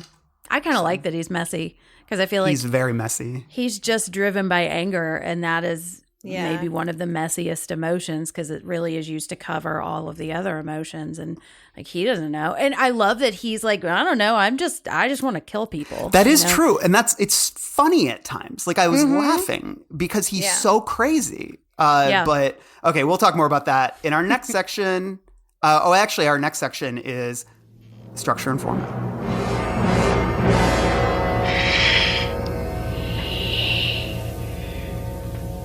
Look at me. Look at me, teacher. Here in structure and format, we talk about the structure and format. I don't think there's much here, really. We basically just bounce between Hodges and Brady and then occasional omniscient narrator. And there's no, sometimes he has like certain flourishes he does, like where he'll start a chapter by kind of listing little bullets of like everything that's going to happen in that chapter or, things of that nature. Jen, what do you have? The only thing I was going to say, and this is not something that I normally pick up on, so smarter heads will need to weigh in, but this is written in present tense pretty much throughout, right? And which feels really immediate. And I don't think that's something he does often. Like he's talked about that a lot. I think he's not anti first person or like, present tense sort of writing, but because like literally on Twitter the other day, somebody had a tweet that said, stop writing in present tense or whatever. And King was like, why? Like he just replied with, and so, but I will say that is relatively rare for him. He typically writes in past tense. Yeah. You know who wrote in present tense? Harold Lauder. He wrote in present tense, second person, like you walk down the stairs, whatever. Yeah, I remember that. That's funny. No, that is a good observation. Any other structure and format observations? It's okay if not. It's really pretty short for King Stanford. For King, yes. For King, yeah. Okay, cool. Oh wait, Rachel, what do you have? Oh wait, I do think that present tense is important for a novel like this to keep it feeling propulsive and like to help build the tension, because if the whole thing was in past tense, it would be like, well, we already know, like he's telling the story, so he survives. So like there's it keeps the stakes a bit higher because we don't know what's going to happen and we don't know what's going to, especially having the two characters the whole time flipping back and forth. Just it's a necessary thing, I would think. Speaking of characters, it's time to talk about our heroes and villains. I'm gonna have to kill this fucking clown. Welcome to the Losers Club, asshole! Here in Heroes and Villains, we talk about the characters a little bit more in depth. Let's talk about Hodges really quick. Jen, what's your beef with this man? What did he ever do to you? I mean, he's fine. You know what? Honestly, you know what it is? It's that he reminds me of my dad, and I got beef with my dad, which there's fodder for my therapist. We don't need to talk about it here. But I think he just feels like an old boomer that really bugs me. I think he is a lot better and a lot less annoying than he could be. Like he does feel introspective, and he does feel like King kind of evaluating his place in the world. I love that he reflects on his treatment of Olivia Trelawney. I like that that's such a big part of his journey. But yeah, I think that's my thing, is he just reminds me of an old guy sitting on the couch trying to figure out what to do. And I'm like, well, I can tell you 10 things to do that would help the world. Will you do them? That's my beef with Hodges. Funny. I don't like Hodges either, but mainly because I don't think he's charming or funny. And the book seems to think that he is, and everyone like loves him that meets him and thinks he's like, well, except for Brady, and like I find him an unpleasant person. I don't think he's like a bad person. Obviously, I'm not judging him on that kind of metric, but I think his jokes are bad. I think he's annoying, and I think that I have no idea like what Janie sees in him, and everyone talks about what a good cop he is all the time, and I don't feel like I see that. Like, and I also don't really buy. I feel like the stakes of the suicide aren't quite there for me. Like the idea that he actually would shoot himself. I feel like that the gun you know, him putting the gun in his mouth or whatever, I get it in the broad sense, like, okay, he's directionless or whatever, but I don't feel it in my gut. Like, I don't feel it in the character. Yeah, it's not like a rigged like situation. A high stake. Yeah, the stakes it just feels like a way to drive up the stakes. Like initially, like King put that in there because he needs this character to have an arc. And I think that that's fine. It just doesn't quite resonate for me. So yeah, I'm not a Hodges guy. And that's even before, you know, his interactions with youth, which are so cringy and uncomfortable. Not even just the patois with Jerome, but just like like, it's hard to, like, Jen, you said it well. He's just a fucking boomer, man. Like, he reminds me of the worst boomers I know. He's a boomer with good intentions. Yeah, he's certainly not a bad person. But also the first pages we see him with, it's just like the most like rank shit going through his head. He's talking about these bum fights. He's talking like, I've got some of it for a pound cake. And I'm like, I don't want to read a book about this guy. You know? He's really horned up in ways that are typical. And hey, horny's fine, but he's horny in a way that makes me feel like I need to go shower. Yes. Yeah. Maybe I'm a prude. He does. Similarly, he reminds me of my dad, who horny in ways that make you want to shower. But like have a great relationship with my dad, so I feel like I look at it a little bit differently. But he did I can see him like he retired about 2 years ago, and similarly, it's just like I can't do this. Yeah. And it's so funny to me because I'll ask him like, hey, can you come over? And he's like, let me check my calendar. Let's see. Well, I've got a meeting. I'm like, a meeting with who? Like, what are you doing? And he has just managed to still like take on other things and, you know, volunteer his time with certain things. And because I know that if he just takes a second to like sit still, he's like, he needs to have a purpose. Like he needs to feel useful. And I feel like I know my dad well enough to know like that would be like the greatest, like most depressing thing is to like not feel useful and to not have those skills and pass them on to whoever or whatever. Even if he's not getting a paycheck, he's going to fill his time doing all sorts of things. Mm-hmm. So in that way, like it would kind of like it resonated with me because I have a soft spot for that because I can see how that is, at least for like my dad. Whereas my mom is like, I'm cool. I'm retired. I'm going to read books and like train my dog. And she's happy as can be. Like does not necessarily need a purpose, whereas he cannot sit still.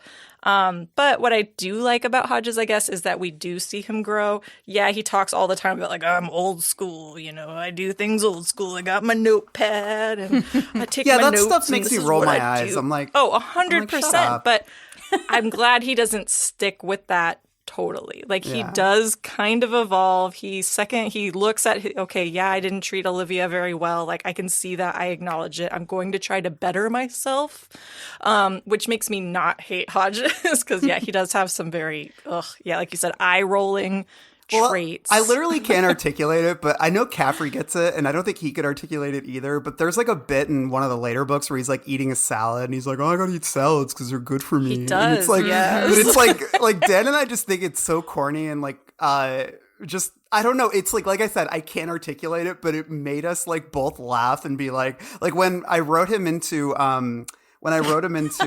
Castle Rock season 3 episode 1, like Dan wanted to add this line where they were going to a restaurant. He's like, I hear the salads are great. Like it's so stupid. No such thing. Doesn't exist. I just like find all of his hand wringing about like his weight and everything. It's like, dude, calm down. Like just have a literally fucking burger. like 30 pounds overweight. I know. Right. And it's like but I feel like that some of that comes from King himself, like being like anxious or insecure about, you know, like losing control of his body as he gets older, right? Yeah, and totally. Well, it also comes with age too. Like totally. the more overweight you are as you get to that age, the harder your body's already going through too much.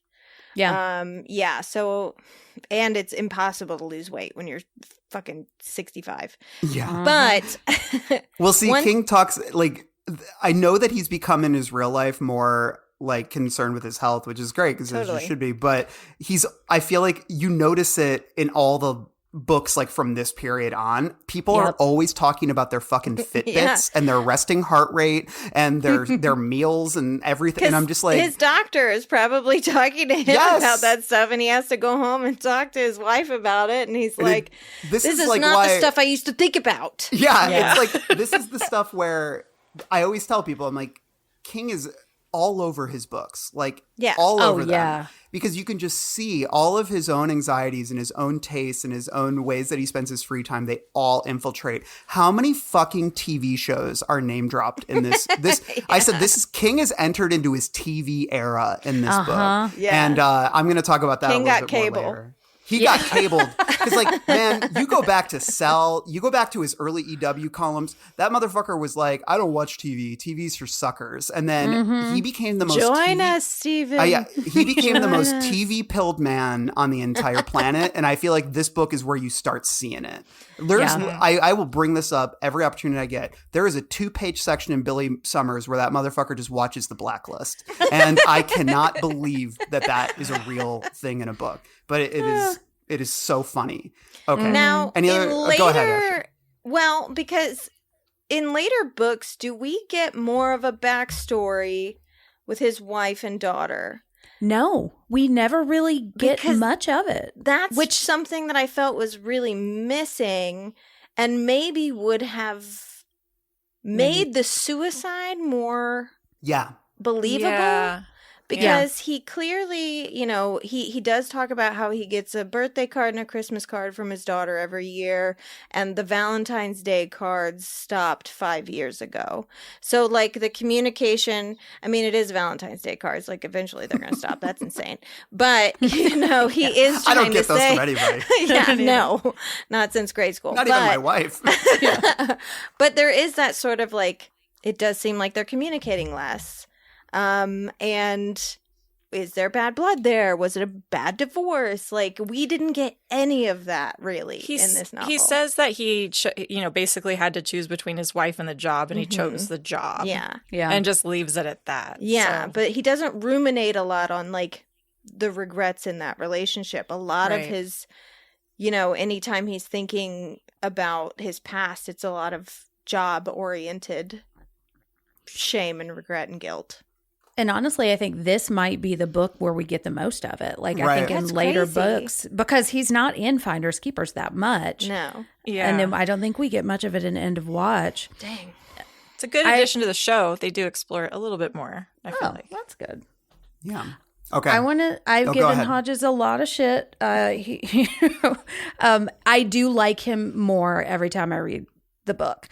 And there's like, I think seeing King on the page, I think it's interesting because he just had hip replacement surgery. He said it finally wore out. And like, Bill is constantly worried about his weight, and King has never been overweight, but I wonder if that was on his mind too. Like, I'm putting weight on this hip. Totally. How long is it going to last? I mean, look at his health anxieties, like, as they've manifested. And I mean, Thinner is about his struggles with weight, and like, and then Dreamcatcher obviously is like his most medical anxiety book ever. It's like all that stuff manifests in all of his work, which is super interesting. I love it. It's like candy for me. Yeah, like psychoanalyzing it. Yeah. Speaking of, okay, so I don't like Hodges more every time I read it. I dislike him more every time I read it. Fuck this old man. And you know who else I dislike more every time I have to read him? Jerome. I'm sorry. This motherfucker is too good at everything. I don't believe any character. Of Jerome? I'm jealous of him I get because it, man.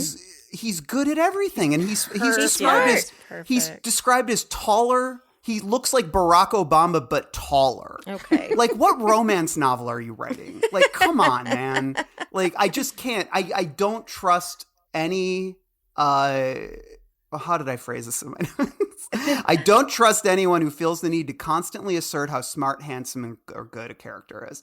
There's literally nothing more boring to me than someone who is good at everything. And Jen, you heard me rant about this shit on our Holly episode because this only gets worse. Because then Jerome's little sister gets older, and she's good at everything too. I can't fuck with But these in a characters. different way. But in a different way. Published writers, like Yes. making Yeah. buco bucks. They are ridiculous characters. And I feel, and I say this with all the love in the world, but I feel like this is him apologizing for the way he's written some black characters in the past, which has been, especially his early ones. And I'm like, you are overdoing it, sir. Like Jerome cannot be this perfect. And so It almost makes you suspicious of him. Exactly. But there's, And so, because I say this in real life too. Like, it's because the thing is, I don't really see it in the character. I don't find the character interesting. Like, I don't think he's that well drawn. I think he's likable. I don't think he gets a lot to do. No. And it's like when you have a friend and they're like, oh, you got to meet my friend. You got to meet my friend. They're the funniest person ever. They're so cool. And then you meet them and they're like a total dud. They're like, my wife. Yeah, my wife. And I'm like, you shouldn't have built him up that much, man. Like, just give me a normal person with a couple of flaws. We know we've got another Holly book coming, right? What if Jerome is a serial killer? I would love secretly that. the whole time. Yeah, if he turns King, if Jerome you're listening, please do that. That would be incredible.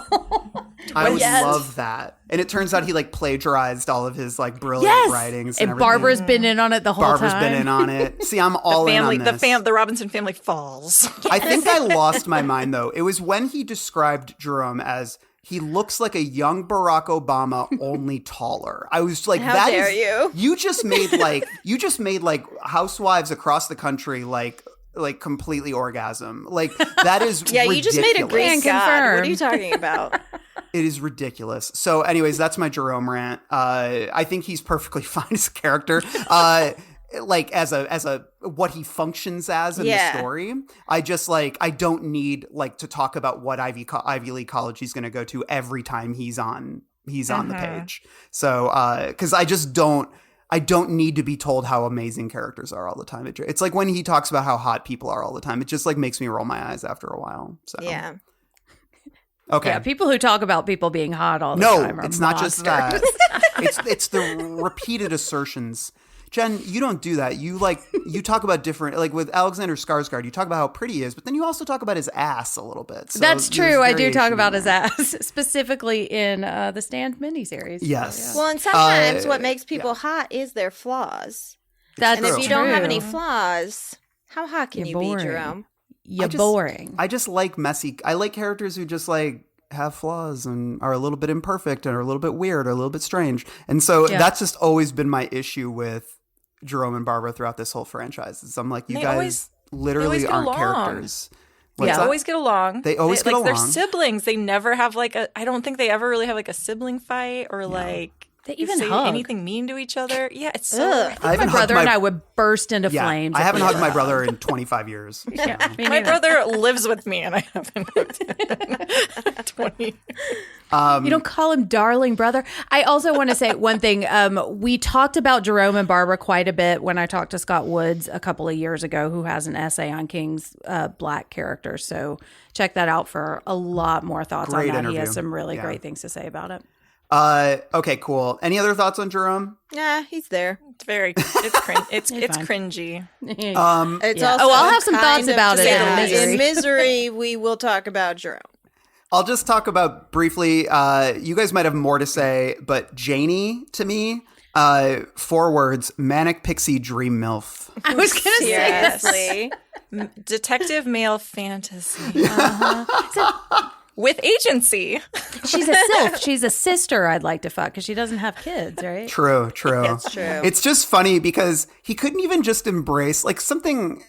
I think some people could be like, oh, it's like a love story with a middle-aged woman. That's pretty cool. But then it's all he talks about is how young she looks. I know. Well, and her ass and her boobs. And her boobs.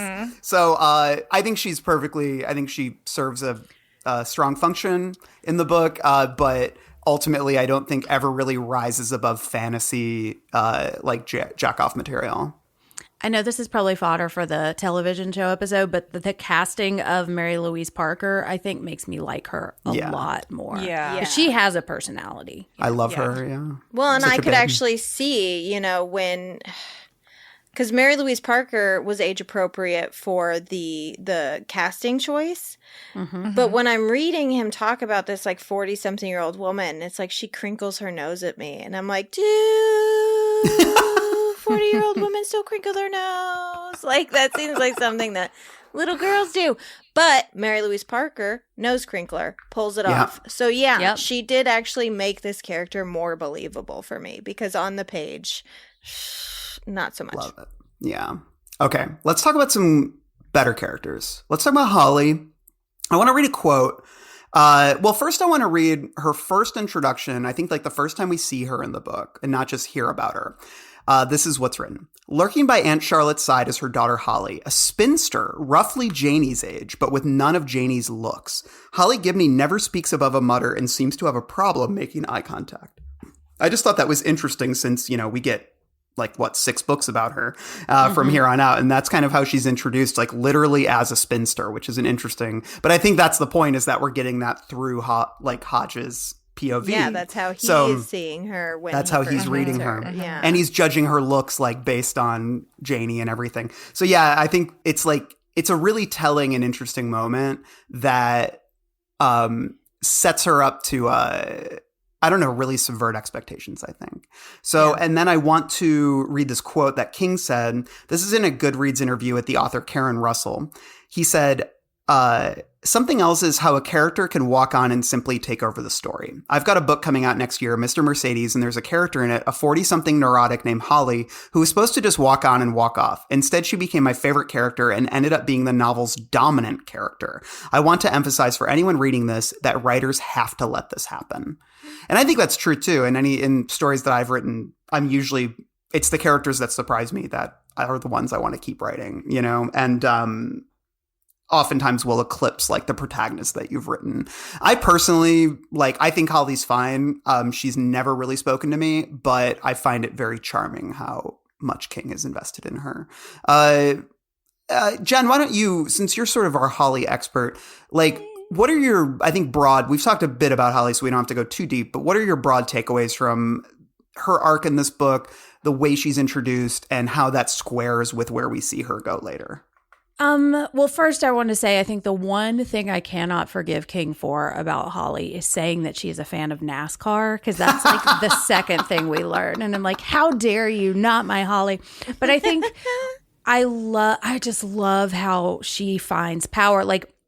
Holly to me feels like Carrie if Carrie didn't have powers, and she has just been stuck in this house with this monstrous mom. Not as bad as Margaret, but in some ways that's even worse, because there was never any catalytic moment that got her out of that situation. She's just been dominated this whole time, and she finally finds a power that she has, and it's just when people believe her and people listen to her and people value her, she's like, oh, maybe I am good at some stuff. And I really love seeing her kind of explore that. I think she's, again, I said, she reminds me of my daughter. Her OCD tendencies remind me a little bit of myself sometimes too. And just counting things and cataloging stuff. And I just love that she gets to find this power, in herself because someone else sees it, and I always talk about how if I read Firestarter enough, I'm going to figure out how to have pyrokinesis, but I know that I won't. But Holly gets a power. And so reading her, it's you watch somebody come alive, and in this later part of their life, they find something that they're good at, somebody that believes in them. And, if I think about the beginning of my life, I didn't start podcasting or writing or anything until a lot later than a lot of people, and it took really meeting people who wanted to hear what I had to say. Yeah. And so I think I see that, and I love one of my favorite moments is the Mike Sturdivant moment. He's like, is that you? And she just gets to pummel this guy that reminds her of this high school bully. It's just, it feels cathartic in a way that Carrie feels cathartic to me on a much lower scale, but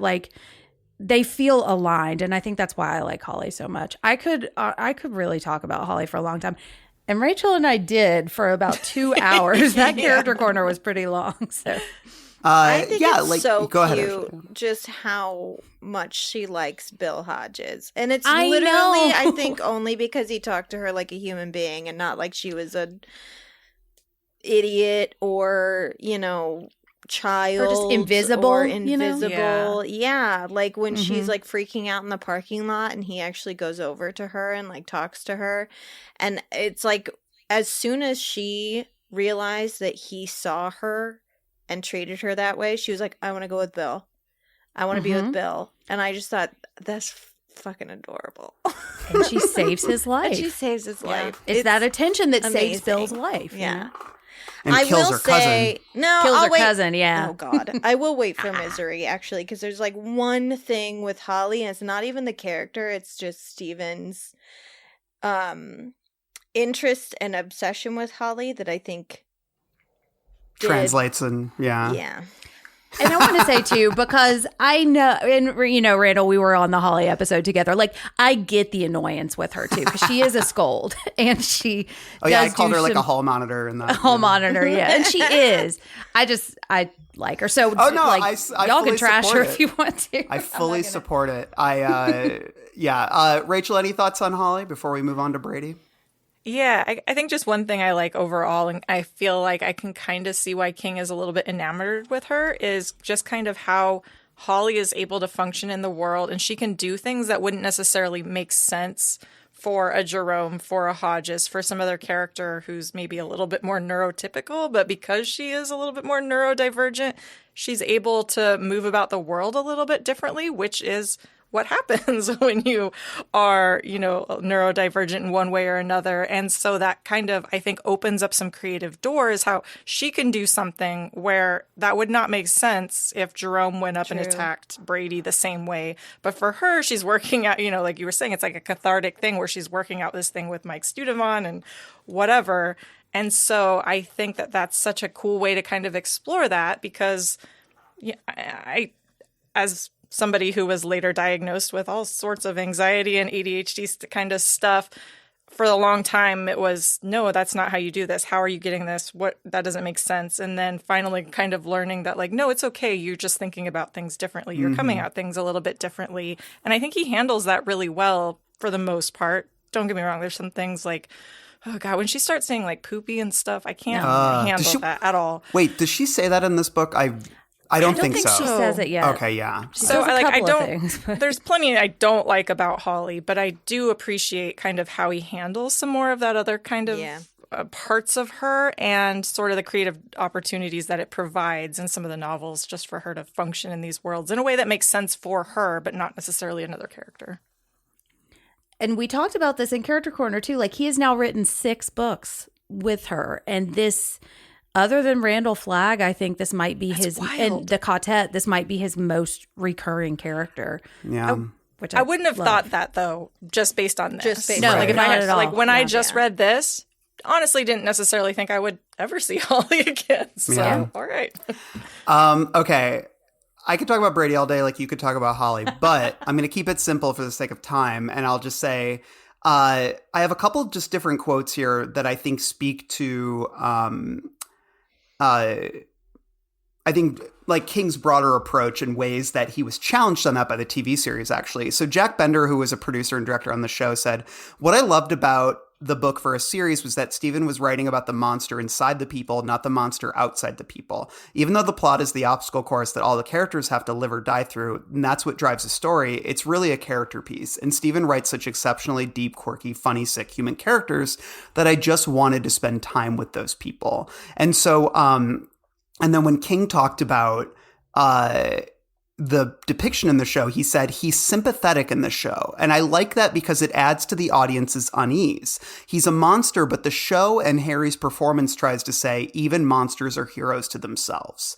And then he added, but I'm afraid of people like Brady Hartsfeld. They're out there, and it crosses my mind every time I do a public event. You think about somebody like Mark David Chapman, and you think maybe somebody's got a knife out for you, but that's part of life. Although I'll just say that's obviously a part of life for him because he's got stalkers and shit. Yeah. But it's like, I really, I just to reiterate, I just bristle at the idea of living anyone's life that way, like being scared of people, because I think it's a natural impulse. But as much as I love true crime, that's what I like worry about. What true crime brain is like happening to people, where they just think like everyone is going to human traffic them. You know what I mean? But there's And, also like, on the flip side, a lot of girls growing up who are told, that, boys treat you that way because they like you and, be nice to the weird kid even though he makes you uncomfortable. And then all of a sudden, why aren't you smiling? that Like, weird kid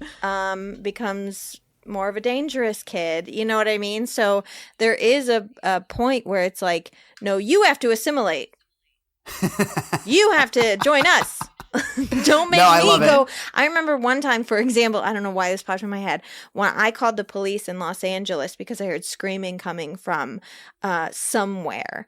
And the cop literally was like, well, where's it coming from? And I was like, I think it's the house next door. And they're like, well, we can't just like send someone out. You're going to have to tell us where it's coming from. It's like, so you want me, a 23-year-old girl, to leave my house and go investigate the screaming so I can report back to you and tell you, you know what I mean? It's like putting people... That's how Annabelle starts. Yeah. Putting people But actually, you came, you knocked on my door. I was okay. You were I was just watching a scary movie. But the guy in your basement was not. When you said, I mean, we made the joke earlier about him being the jocker. Jocker. But I mean... and I know this was obviously not a decade, but several years before the Joaquin Phoenix Joker, like when he gets to laughing so hard at super inappropriate thoughts and he starts choking, like that was so scary to me. Thinking about this man like laughing so hard to himself that he has drool coming out of his mouth and he starts choking on his own spit, over thinking of like a little kid getting hit by a car. Yeah. That's real jocker behavior. That's so jocker. That's so jocker.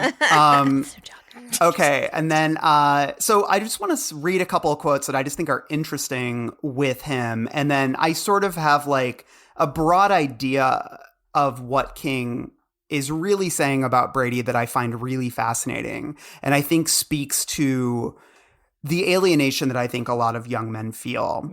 So, these are just a few quotes. Brady considers himself a creator as well as a destroyer, but knows that so far he hasn't managed to create anything that will exactly set the world on fire. And he's haunted by the possibility that he never will, that he has, at best, a second-rate creative mind.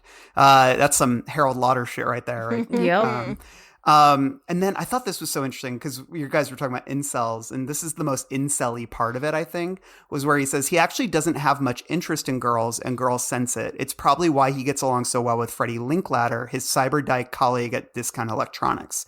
For all Brady knows, she might think he's gay, but he's not gay either. He's largely a mystery to himself, an occluded front. But one thing he knows for sure, he's not asexual or not completely. He and his mother share a gothic rainbow of a secret, a thing not to be thought of unless it is absolutely necessary. When it does become necessary, it must be dealt with and put away again.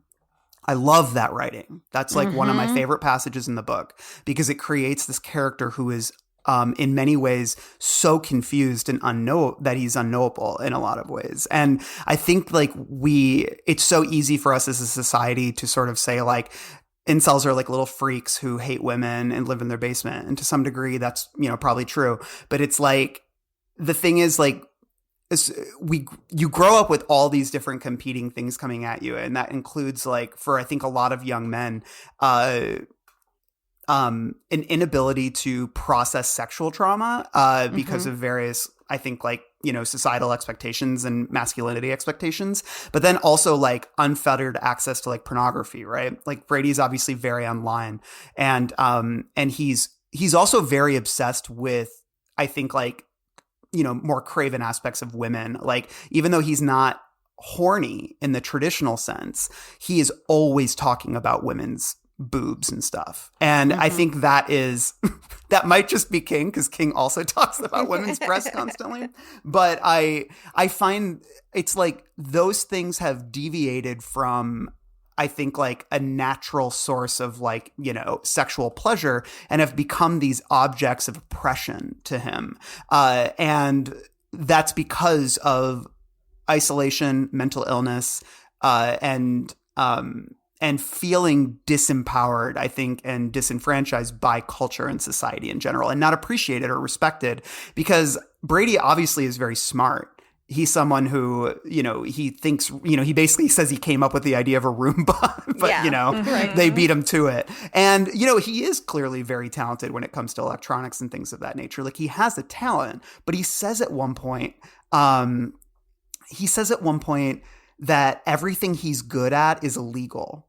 And this is the most telling line about him in the whole book. He says, if I was over there in Afghanistan, he thinks, dressed in a head rag and one of those funky bathrobes, I could have quite a career blowing up troop carriers. And that to me is so interesting, because I feel like this is where he dovetails with Holly, right? Because Holly is someone who like has talents, but nobody's brought it out in her, right? Yeah, She's never had the opportunity.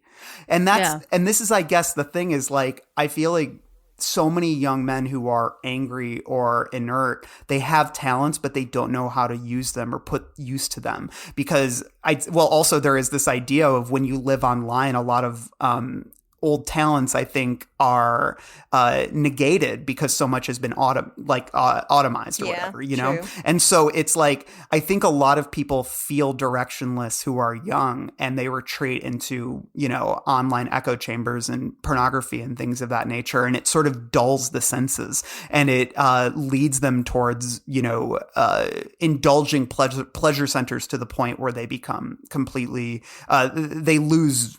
It's not pleasure anymore. It becomes something a little more like a drug or an addiction.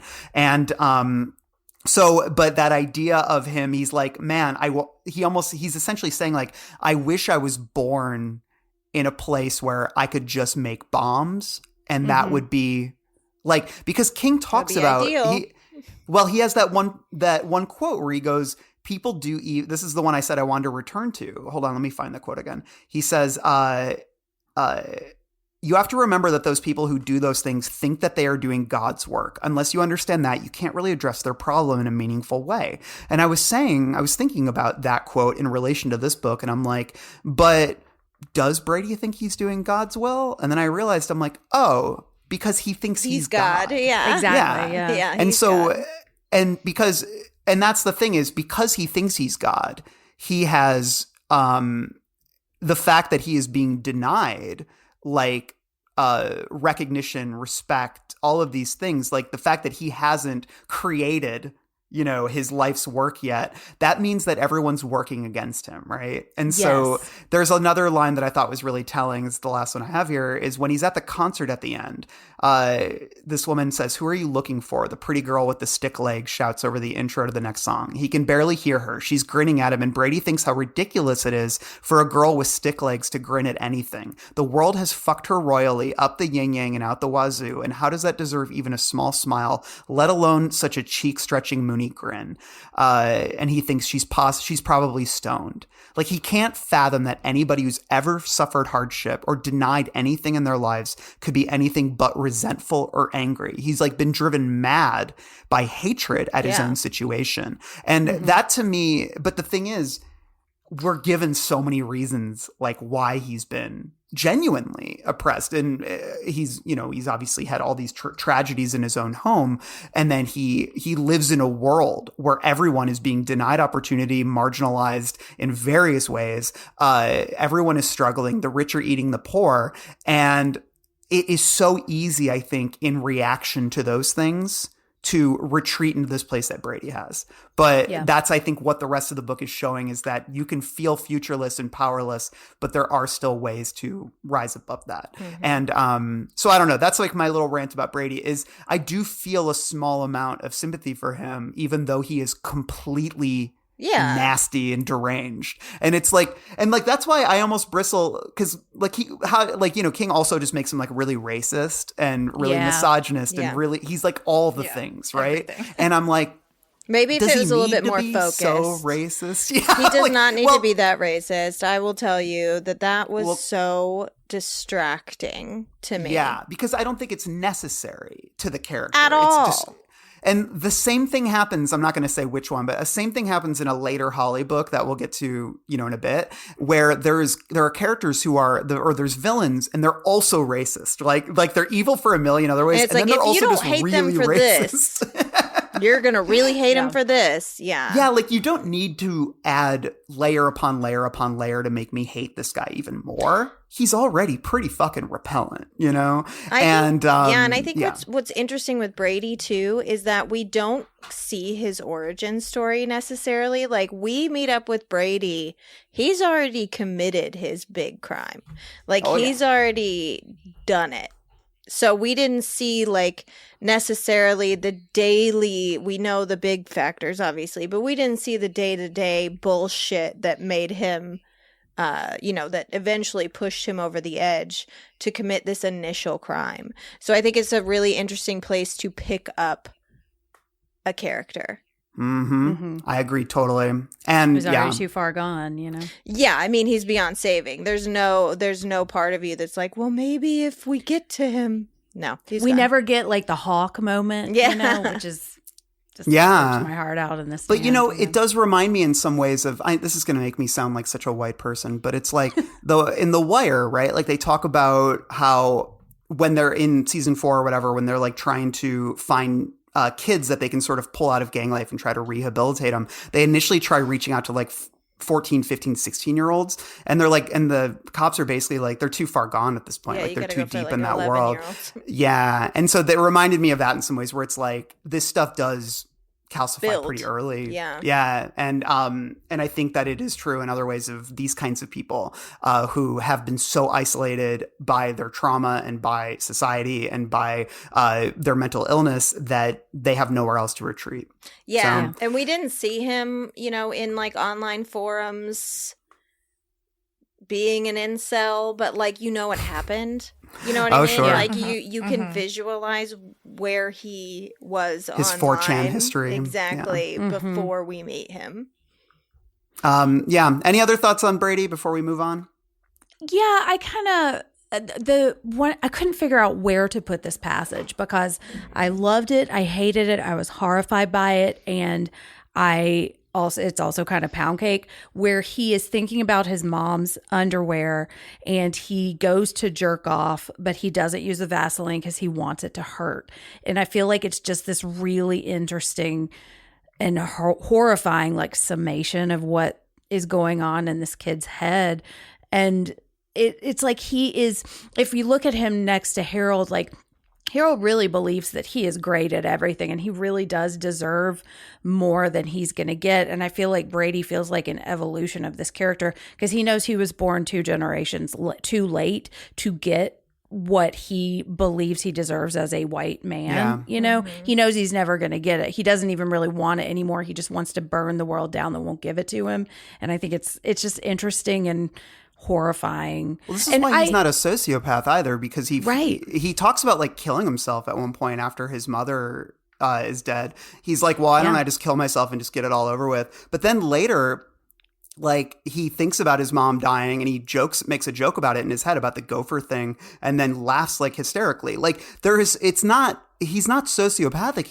It seems like he's just genuinely psychopathic. Yeah. And it's really fascinating. So. It is. And, Rachel and I talk about the deep all the time on The Girls on the Boys and how, no, he is not really worthy of our pity, but he is worth examining because there are so many people like him, He's also really funny on that show. Oh, the deep is so incredible. Yes, I love him. Rachel, any thoughts on Brady, or is he just get him out of here? He's awful, but I do find it fascinating just because he talks about after he mows down all these people that he didn't feel the urge to do that again. It's almost like that moment, that reaction, kind of that ripple that it lasted a while and that was enough. It's like that, and same thing with the burning. It's like he needs a reaction. He needs to feel it and it'll last a certain amount of time, and ultimately Hodges gives him that. Yeah. He gives him that he needs that anger to move forward. He can't, it's not like he's driven by like, oh, I want to kill people. That's not it, actually, I think. It's just to feel superior, to feel like he has power, to feel like he's got one up on and something. For people to remember him. Like, it's and think about his job. Like, he's going to all these people, fixing their computers, and it's always something so stupid. And he just has to feel like, why do you have all of this stuff, this wealth, this good neighborhood, this business, all of this stuff, and it's just your computer's fucking unplugged, you moron. You wouldn't have it without me. But he's sitting there, desperate for all of these different things, and these people have it, but he feels so much more superior to them, obviously. Mm-hmm. And so, acting out in this way gets it, but ultimately it's just... It's not the actual act of killing them. It's just kind of what the aftermath of what would happen afterwards that he enjoys, I think. Well, and I think it's interesting that he does kind of flirt with suicide in this book, because that feels like, and I don't want to spoil anything down the road, but that is like one of the few areas of his life I feel like where he can find ultimate control, which is what I think he really wants the most. He wants control, and he feels like he is not allowed to have control anymore because of who he is and what the world is. And I don't think that's true, but I think, he's one of those people that feels like more seats at the table push his seat back, Well, it's like he enjoys bringing somebody else down to his level and then watching them fail while he succeeds. Mm-hmm. Like bringing Olivia down until she feels like, she has to commit suicide. And like, haha, you did it. I did it. Yeah. It's kind of like working through those emotions and like feeling better about yourself. And that's why he reaches out to Hodges in the first place, because he thinks he has a chance at getting him to commit suicide. And then it goes obviously a totally different direction, which angers him even more. And he has to act out in this huge way to make a statement. Well, and that's an interesting detail of Hodges being reckless as well, which is as satisfying as it is when he like owns Brady, right? Like with those messages. That's like the worst fucking thing. Yeah, it's like, what are you doing? Attempting this. Yeah, but that's like early social media kind of vibes, right? Like where it was all about owning people, and but you don't actually like consider that as satisfying as it is to watch someone you don't like get owned, it's only going to deepen the divide. Like, it's not how we make productive, like, advancement or discourse or relationships. No. And so, but it's so fucking satisfying. Yeah. And that's like all those jokes we made about a certain person who wasn't a politician yet at the press conference dinner, and then he exploded and took over the world. There's a lot of other... Yeah, there's a lot of material to unpack there, but instead of doing that, let's hop on over to a section we call Misery. She died. She just slipped away. Slipped away! Slipped away! She didn't just slip away! You did it! You did it! You did it! You did it! You did it! You murdered my Misery! Annie! Okay, in Misery, we talk about the stuff that we struggled with, the stuff that we didn't really like. Who wants to start? Jen? Chose for hose? Oh, gosh. Okay, this is a petty thing, but I have to bring it up because it makes me so mad every time.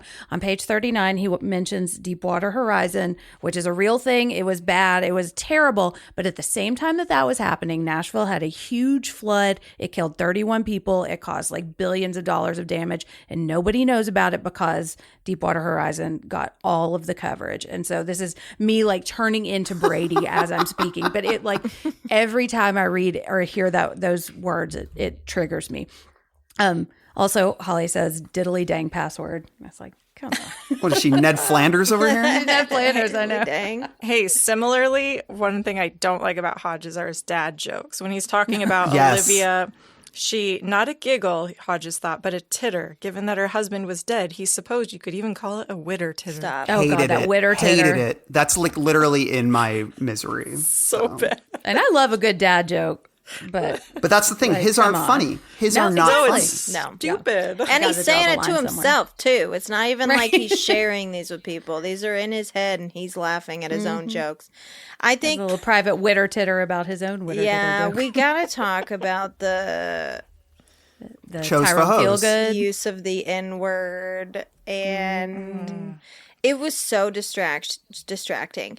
And especially when you combine it with Jerome's like Massa Hodges thing that he does, which it's not that I don't think this character would put on that affectation as a joke to this like white man he does yard work for. That's fucking hilarious, and I think he would do that.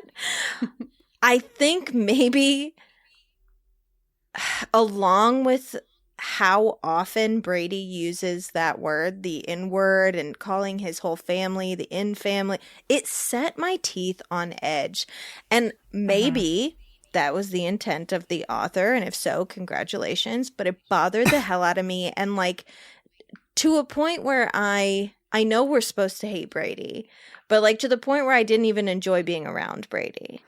Yeah, King has a penchant for this where I have no problem with writing a racist character and having them say stuff like that, but it feels gratuitous where it's like you're just overdoing it. Like it's like every other word every sometimes. Single time Brady references Jerome, like it just got I don't know. And nothing about Brady's character, upbringing or otherwise, aside from the fact that he was so filled with hate, made me think that he would also be a racist. Yeah, like so explicitly, like and so aggressively. Yeah, he doesn't seem like he's homophobic. Like I know he uses the D word for his like coworker, but like for Freddie. Yeah, for Freddie Linklater, who does have a bigger part in later books. Yeah, she's not really. She's great. It's she has a bigger part in the series. Okay, okay. Because I was waiting for her to maybe come into. She's back in End of Watch, I think. Is she? Okay. She definitely is like around, but she's a much bigger part of the series. I was gonna say I really loved her character on the she's fantastic series, so I was hoping she would be in this book more. But yeah, it was out of place for me, and it bugged me. Then there's plenty of other things for Brady to not like about the Robinsons. Like, Jerome is handsome and he's got it all. He's got a good future. Going like to an he's Ivy League college. Yeah. Like there's literally so many other things that he could hate him for to reduce it to the, like the color of his skin, and just like it feels like that didn't have to be there. Like there's so many other things that he could have not liked about the Robinsons. The fact that they are a family that gets along. Well, I think what you're getting at, and I agree, and this is like what I was saying about the way he utilizes this in another book as well, is that it just feels like a cheap way to get us to hate him. You know what I mean? And he does this, like even going back to like like Rose Matter, or like the way Norman's written. Yeah. It's like Norman can't just be like the most abusive husband that has ever lived. He also has to be like a violent racist, Yeah. And so it's like and that's not to say that you can't write that. It's just like sometimes the gratuity of it goes a little bit overboard, and it can feel almost like try hard or manic or cringe. And so and I think that's just how I am with the Tyrone Feelgood stuff or whatever, like that. It's like, I agree with you, Ashley. It's kind of funny that they might, like, I don't dislike the fact that it's in the book. It's just that the proximity to the Brady stuff is one thing, but then also it just keeps coming back and back and back, and in it's like a joke times too. Where and it just gets tone it down. Jerome. It just gets driven into the ground, and it's not funny, and it's because it's not really funny to begin with. Like the only humor that would really be there is like that it's their in joke, and that it's like they both understand how cringe it is, which they do. But then it's like, why keep hammering it in? And I know it pops up in later books too. It's just like so annoying, and so I think that's like where I'm at. And then sometimes King just like tries to sound young when he writes and use like modern vernacular. And there's this bit on where it's like Freddie is at work. It says she gives the bill a gangsta twist and starts across to the VWs without even glancing at her cigarette butts. But it's literally GANGSTA, gangsta twist. Boy. Well, no. I'm like, enough, knock it off. Or when Holly and Jerome are like, life is OCD. Go on with your bad self. Yeah. Well, it's like, remember the kids in Under the Dome? Like the way it's so bad. And we haven't even gotten to the Institute yet. What else? And then when Hodges does, like when they're at a murder scene and he goes, well, aren't you special? Like doing the church lady The church voice. lady thing. And it even says, not too bad church lady voice. I'm like, this is what makes me hate Hodges. I'm like, anybody doing the church lady voice in At a like funeral? 2014 or whatever at a funeral, like with dead bodies nearby, motherfucker, I am walking away. Yeah. And so it's like, Also, like crushing your head and making copies. And, bye-bye. Rachel, any other misery for you? Oh, there's one point where he talks about, but his writing is a lot better than the dialogue in shows like NCIS or Bones. That leads Shots me fired. to his TV obsession. I stopped writing them down after a while, but various TV shows that are mentioned: NCIS, Bones, Luther, Prime Suspect, Dexter, The Wire, multiple times The Wire. And there were more. I just stopped writing them down. But it's like he's in his TV era, and I have a theory that I think the more he got into TV, the more I've the more I struggle with King. And so it's like, I don't know. There's something about it that just makes my skin crawl. How much he talks about television in his books. And mainly it's because I follow him on Twitter and he tweets about TV constantly. TV I want to talk about. Yes, exactly. You know? It's like write about Succession. That'd be fun. I get into that. that'd be cool. But no, then another dumb Hodges joke. Hodges considers trying a John Wayne drawl and decides not to. The only Wayne these scuzzbags would know is Little. Okay. That is the most Bronson shit ever. I missed that part. I have well, it's not really nitpicky, but I have a problem with, what was it was the Jibba nickname. And it was, so the way it's structured is we have this huge buildup and we're racing towards this climax. And then right as the character is about to approach the main villain, Flashback. we get 3 pages of like Holly talking about this like bully she once had, just so she can go up to him and be like, "Hey, bully, is that you?" Bang. And it was just sort of like, you halted the climax of this story to Surely give us there was this a place bully earlier. flash. Yeah. Certainly there was a place somewhere else in this novel where you could have put this. Then right now, it just seemed, it was so misplaced. I hated it being there. It feels very out of place, very weird. And that reminds so me weird. of Under Funky. the Dome, because I felt like there were like 2 different moments where we got like a big rush of exposition right before a big moment, you know? Yeah. Like Oh, they're it's not like, going to know was who like- this character is. They're not going to get this reference. So let Yeah, me just like tell you about this reference before I make it. And it's like, no. Like make it a couple chapters ago. Wait, Holly sat at a computer for an hour and a half. She could have had this memory pop up somehow in that time, as opposed to like moving towards the main antagonist of this book. And then you're going to be like, one time in high school. What are we doing? Also, she went to Walnut Hills High, and I am from Walnut Hill, Illinois. oh shit. Ooh. Same place. No, we didn't have a high school. I think our population was like 340 people. Gotcha. I just think it's funny that in the letter to Hodges, Brady just has in all caps, "Fuck you, loser." It's not really misery. I just thought it was kind of funny. Because it's very like so big, like, childish. "I'll get you, pussy face." Energy. Yeah, it's just like so Because childish. I just watched Serial Mom. I do love Serial Mom. Man, it's been a minute. Okay, let's move on to our next section, Word Processor of the Gods. And we're gonna make a new rule. Whenever I'm in here, you hear me typing. Whether you don't hear me typing, whether the fuck you hear me doing in here, when I'm in here, that means that I am working. That means don't come in. Now, do you think you can handle that? Yeah. Fine.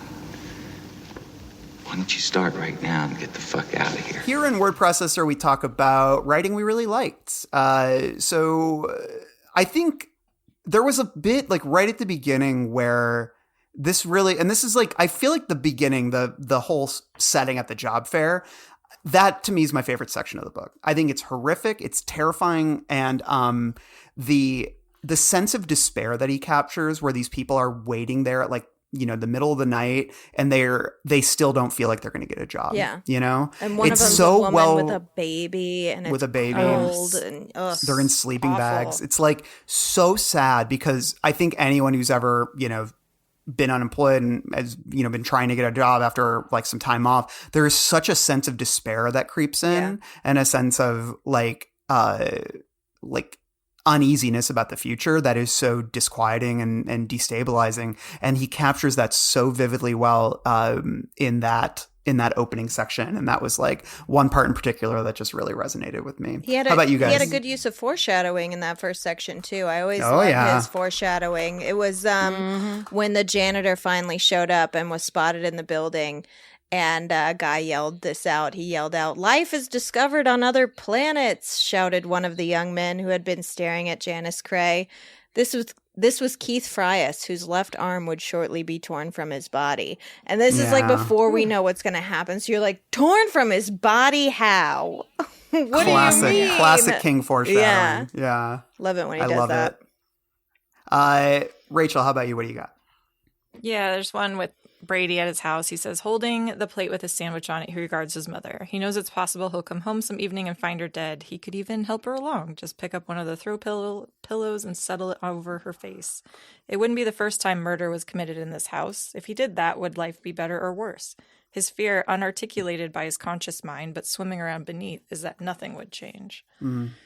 I just, like, some of his writing with Brady, like, it's scary and it's awful, but I feel like he's capturing a feeling so well a lot of the times in a way that it's just like, God, it's very hopeless, very just filled with despair. And yeah, the fact that like nothing would change, and just like that's what he would be afraid of, that like I can't blame anybody else, and that still nothing would change. I feel like that's very scary. I think the stuff with his mom is some of the best written stuff in the book.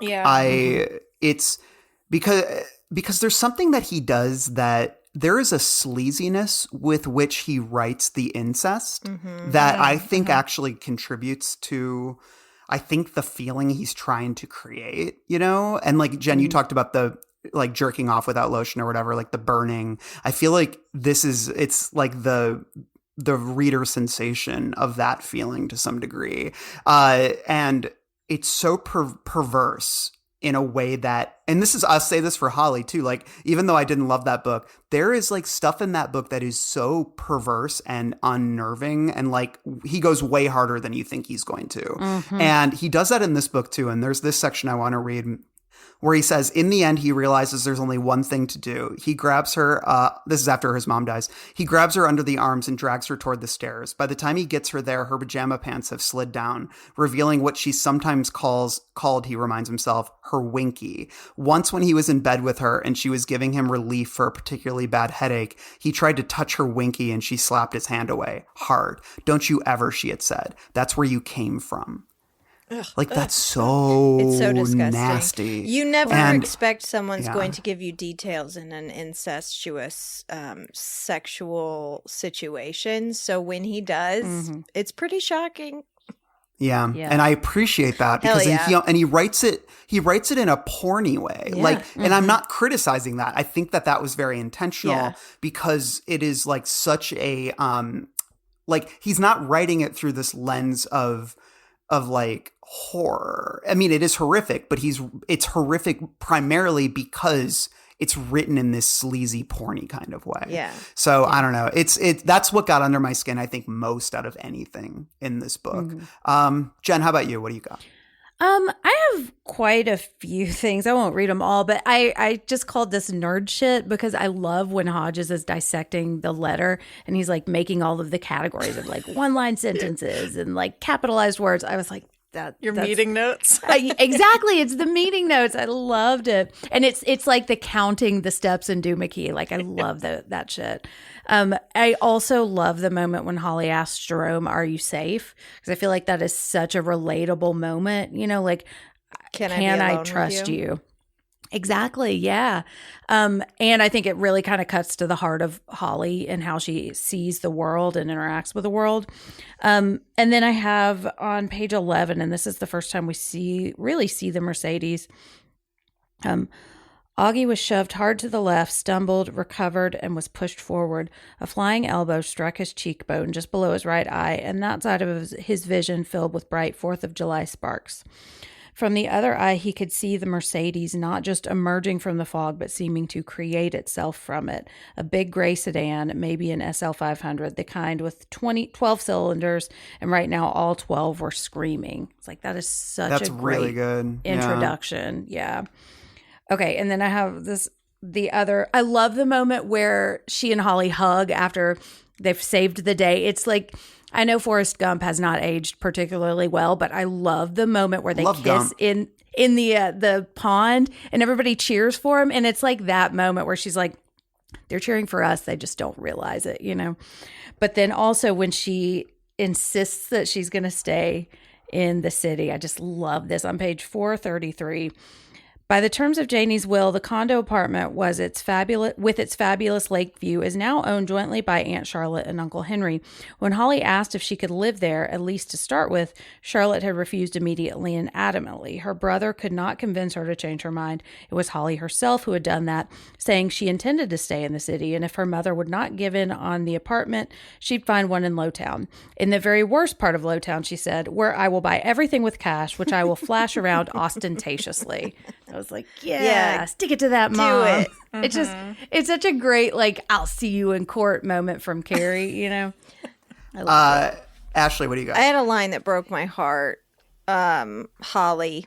It was when they were being led to the stage by the maintenance guy. Gallison leads them through the carpentry shop and costume shop, past a cluster of dressing rooms, then down a corridor wide enough to transport flats and completed sets. The corridor ends at a freight elevator with the doors standing open. Happy pop music booms down the shaft. The current song is about love and dancing, nothing Holly can relate to. That's so good. Love and dancing. And that is heartbreaking. Yeah. Like Carrie, I'm telling you. Speaking of love and dancing, I love the lyrics to Brown Tears hit song. Of course. I want to love you my way. We'll drive the beachside highway. It's going to be a new day. I'll give you kisses on the midway. Okay, is this supposed to be One Direction? Funny. I was trying to think who's the big pop star at the time, and it was One Direction. I got One Direction vibes, yeah. Because I think he was trashing Harry Styles because the main guy had like the hair and everything. Well. Okay, also, like, I know we just left Misery, but one of them's name is like Boyd. Boyd. Oh, yeah. It's so like That's a Boyd 50-year-old boy band. Yeah, what are these names of these boy band? What if all their names were Chad? This just made me laugh. Troll 3 starts forward. He begins, and then Hodges lifts his leg, pins and needles all gone, thank God, and kicks him briskly in the crotch. He hears the seat of his trousers rip and thinks, oh, you fat fuck. That just reminded me of like that Simpsons bit where like Grandpa Simpson's like suspenders fall off and his pants fall down. Like it's just a dumb bit that made like the comic timing of it was quite good. Anything else you guys have for this section? I do. One quick line that I love. Page 137 was Brady was talking about how it was when he was talking about how he basically invented the Roomba before the Roomba came around and he missed out on the credit. And he said, life is a crap carnival with shit prizes. Yeah.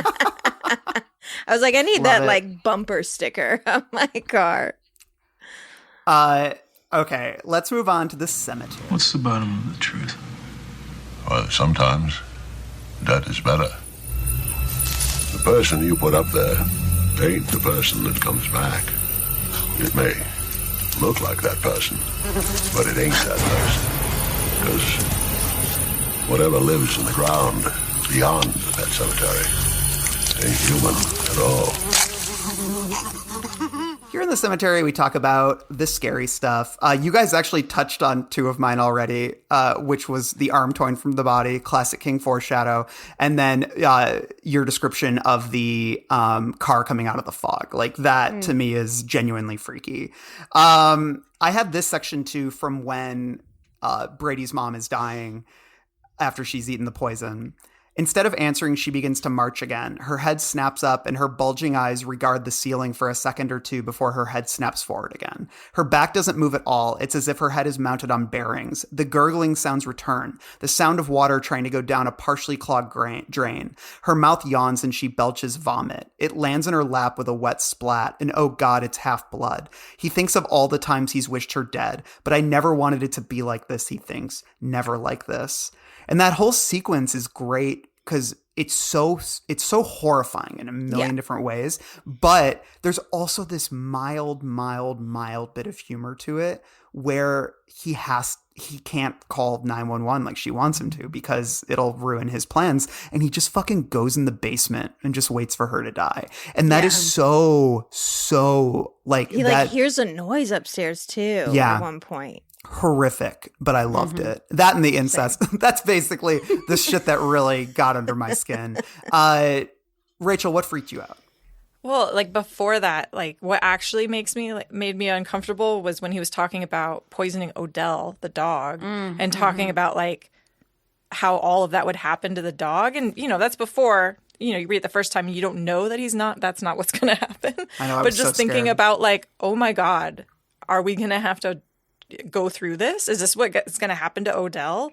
And I can't handle the dog death. And so thinking about that, like that was what was going to happen to him the first time reading that was really uncomfortable. And I was like, am I going to have to skip this part? Like, I don't want to read this. Yeah. So sadly, I'm kind of glad it happened instead, I guess. Well, that's a great twist because I genuinely did not see that coming. I didn't either. Yeah. So, Ashley, I remember reading that the first time and being like, oh, fuck. Yeah. This is getting good. Yeah.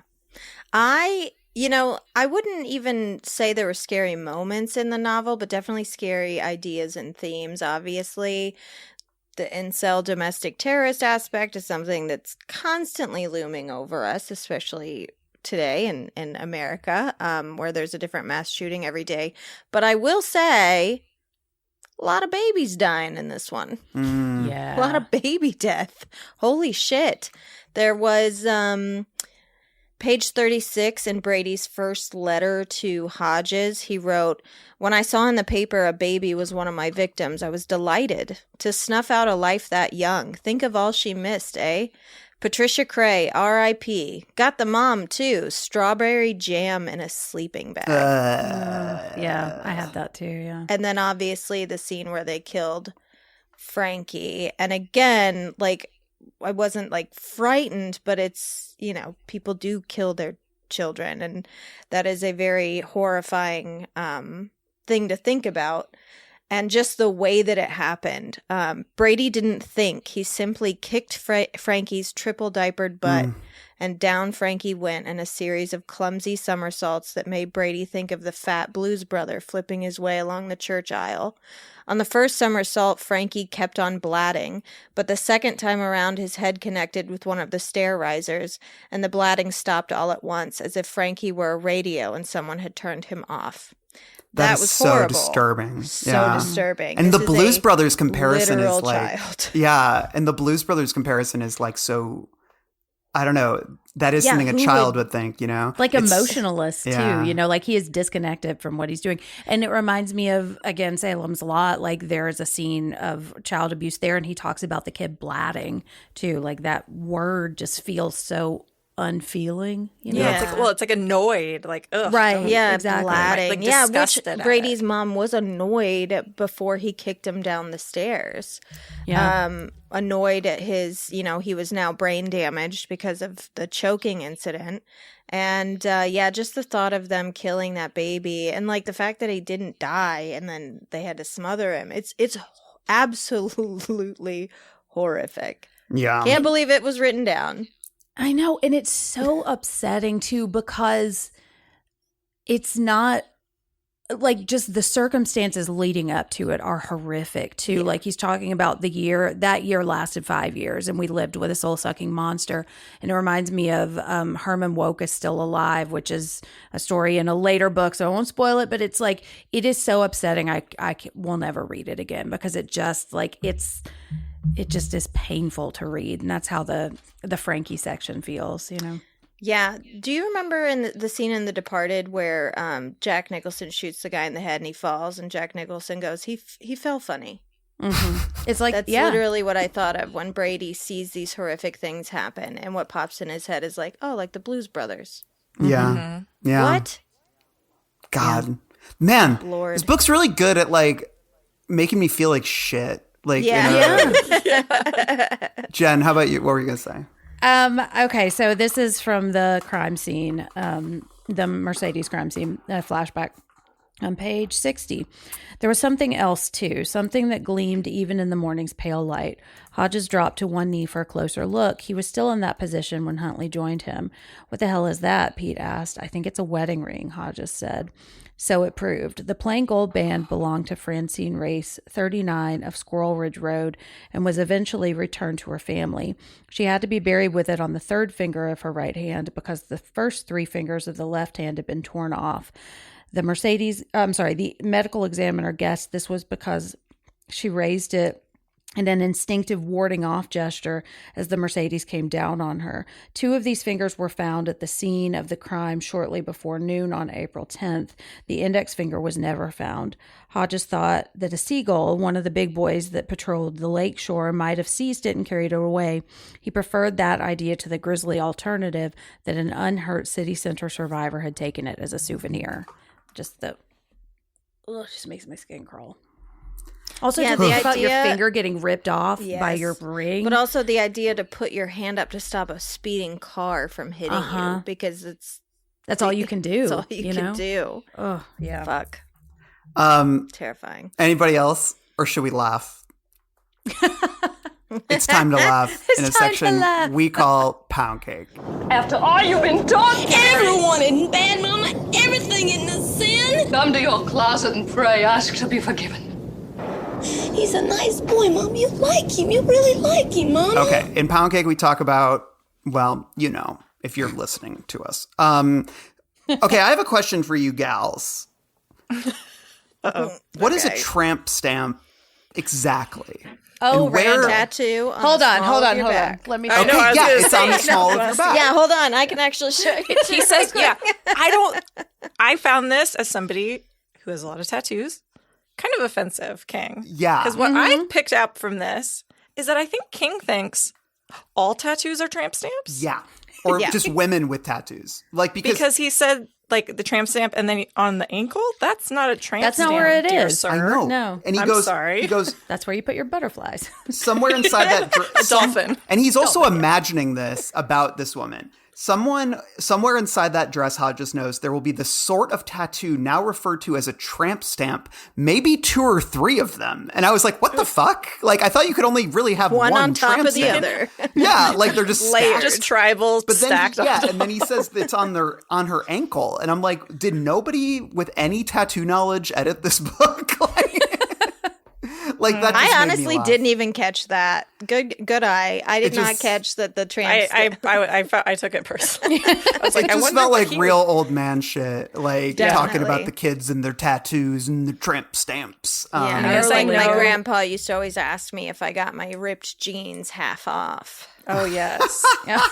See, that's a good dad joke. I've been asked that before, too. Yeah. So maybe if I ever meet King, so I don't have a tramp stamp because I was like, nope, that middle spot, that's what that is. You can tattoo all around it. It's blank. So maybe if I ever meet King, he can sign that for me.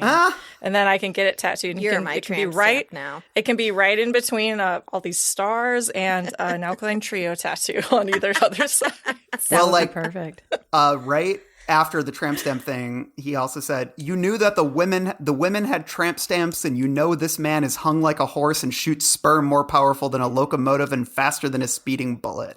A virginal maid who sits on a toilet seat after this guy jerked off will get up pregnant. Probably with twins.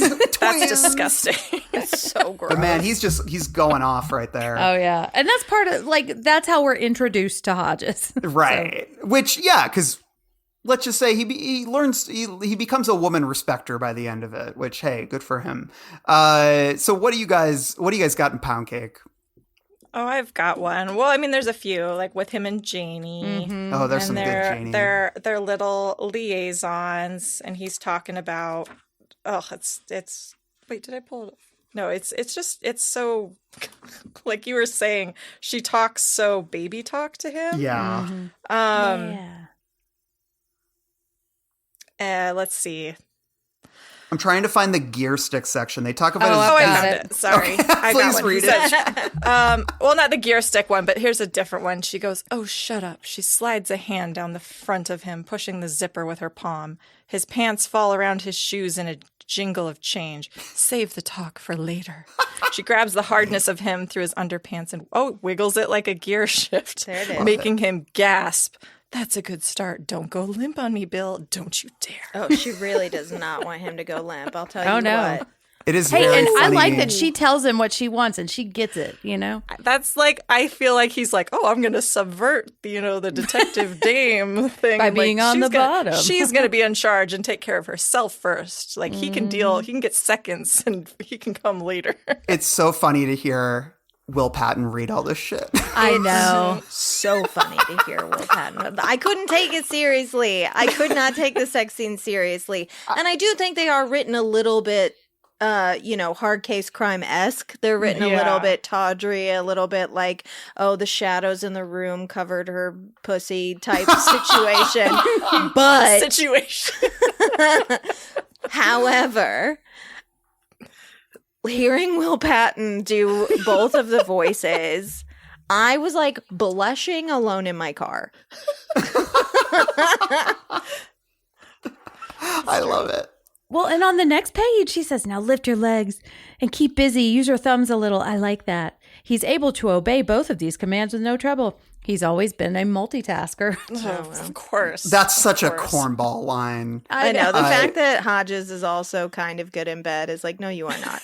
I know. No, absolutely not. not. That's like, it's classic fantasy shit. Like, it really becomes that at certain points. And just, this made me laugh. So this is like when he first meets Janie. Patterson has the same light blue eyes and high cheekbones, but where Olivia Trelawney's mouth was tight and pinched, the lips often white with a combination of strain and irritation, Janelle Patterson seemed, even in repose, ready to smile or to bestow a kiss. Her lips are shiny with wet look gloss. They look good enough to eat. And no boat neck tops for this lady. She's wearing a snug turtleneck that cradles a pair of perfectly round breasts. They are not big, those breasts, but as Hodges' dear old father used to say, more than a handful is wasted. Is he looking at the work of good foundation garments or a post-divorce enhancement? Enhancement seems more likely to Hodges. Thanks to her sister, she can afford all the body work she wants. Okay, I'm glad she's dead. I did that. More than a handful is wasted. I was like, as a smaller girl, I was like, okay. It's just funny, like when they are not big, those breasts. That's like where it's They're like not, but I still like them. My friend, I like to look at them. You are like licking your chops as you write this, and you have to calm down.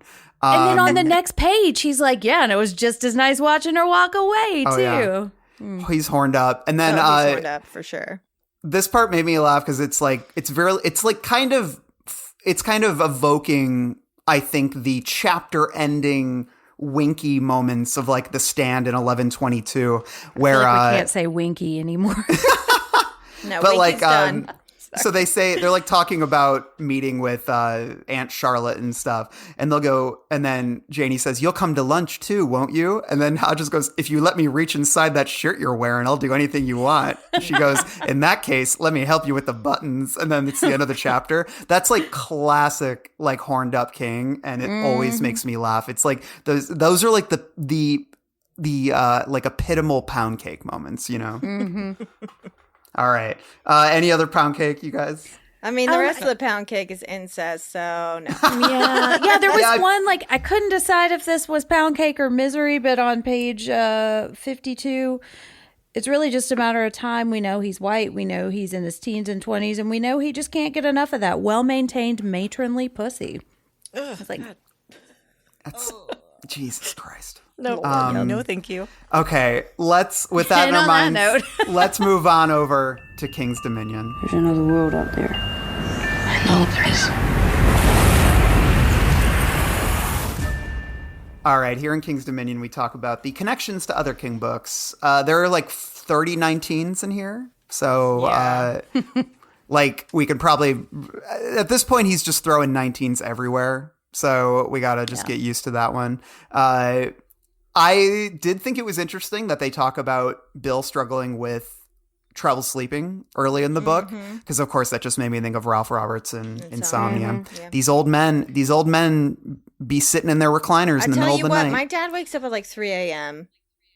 Yeah. Like it just happens to them. They don't sleep. If he starts seeing auras, do something. Do something. Fix it. Brady listens to LCD Sound System. And that was something in Under the Dome.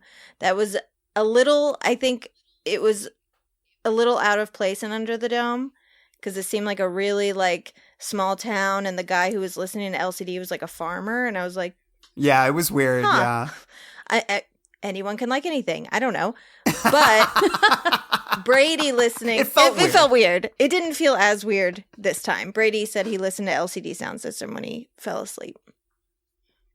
Yeah. I don't know if I could sleep to LCD. It's a dance genre, so it's interesting. But I guess that is something maybe the Jocker would do. The Jocker would. Mm-hmm. Absolutely. Jen, King's Dominion. Okay, well, there's the cloud mask. Yeah. The smiley face.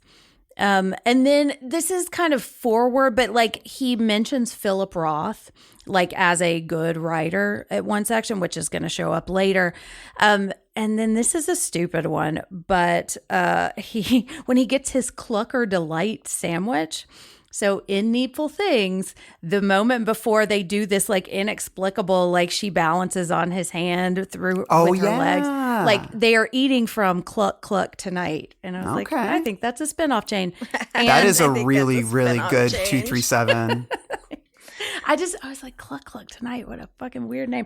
And then on page 19, he mentions Tim Quigley took up painting down in Florida, which is not the same name at all, but Doomakey coded. It's what those men be doing. That's what those men be doing, yeah. Rachel, what do you got? Well, he mentions Christine. He mentions that old Plymouth in the horror movie. And then it's like 2 paragraphs later, he mentions the It miniseries. Yeah, and then he like, specifically mentions Pennywise. And then he also name checks AC/DC, which of Jerome's course ringtone is he loves AC/DC, Hell's Bells. Hell's Bells. Which no, it's not. It would be LCD Sound System. It would more likely be LCD Sound System. This is no. Jerome would have classical music. Probably. Yeah, exactly. Or like Radiohead. Yeah, just like Baby Einstein. But the first album. This is venturing into TV show territory, which I know we're going to talk about in a few weeks when we get together to discuss that. But is the pet turtle in the books at all? And is that a nod to it in the series? I don't think the pet turtle is in the books, but I do think that it is a nod in the series. Oh, yeah. 100%. Anytime there's a turtle. Any turtle is an intentional is thing. maturing, yeah. Because I remember watching the series and I was like, oh, did he have a pet turtle? That's a fun fact. And then in this book, I was like, maybe he gets the turtle later? Wait, where's the turtle come from? If he does, I don't remember. I don't either. Who has the turtle? Bill? Hodges has the turtle. I remember it. I remember it from the show, yeah. Hodges isn't keeping a turtle That's an alive. interesting change, but we'll talk about it in a couple weeks. Here's some room 237. Page 265, there's mention of the funeral home. It's called Soames Funeral Home. Yes. Doc Soames from The Stand. I feel like he uses Soames in like 10 different books, and I always do this room 237. I'm like, hey. I like Doc Soames. I love Doc Soames. Great character. And played by the actor who I used to always, I don't know his name, but he's a great actor who popped up in a million things. And he was how I always envisioned Leland Gaunt whenever I read that book. And then here's a couple like off-kilter ones, but Brady says his mom once, in a rare moment of self-appraisal, told him that she didn't go out to the bars because they were full of drunks just like her. And that's what King has said in interviews about, why he was like not a social drinker, he said. He didn't like going to bars because they were filled with assholes like me, was what he would say. And then there's actually, did you guys get the Joe Hill No. King Hill's Dominion? Okay, at the end, at the concert, one of the roadies is wearing a Judas Coin shirt. Judas Coin is the main character in Heart-Shaped Box, which is about like a Glenn Danzig type rock star. It's a pretty good book. I love Heart-Shaped Box. Yeah, it's I good. did not catch and that yeah, that was like I remember I had read Heart-Shaped Box around the time I read this, or around the same time. So I think I caught it pretty explicitly then, and so I had this like memory in the back of my brain that picked it out, because otherwise I don't think I would have remembered. It's like some Charlie Manx shit from Nosferatu. Yeah, too, yeah, and King. I believe, what book is that where he name drops Christmas Land or whatever? It's or Manx. Popsy, isn't it? Well, no, because this is after Nosferatu came out. Oh, that's right. King makes a reference to one of to, I believe, Charlie Manx or Christmas Land or something. Might be Popsy. But really? It might have been like what Joe Hill took. Oh, interesting. I don't know. Somebody knows more than me. I'm sure a listener knows. Yeah, correct us. Any other King's Dominion you guys got? One more, and this is when he's talking about Brady being on the run. He says, "A running man is easier to spot than a hiding man." So. Yeah, that's a good one. All right. On that note, let's kick it over to our final thoughts and Pennywise Clown Nose rankings. Dad, can we go now? You ready? Yeah, we've been ready for an hour. Okay, I'll be right there.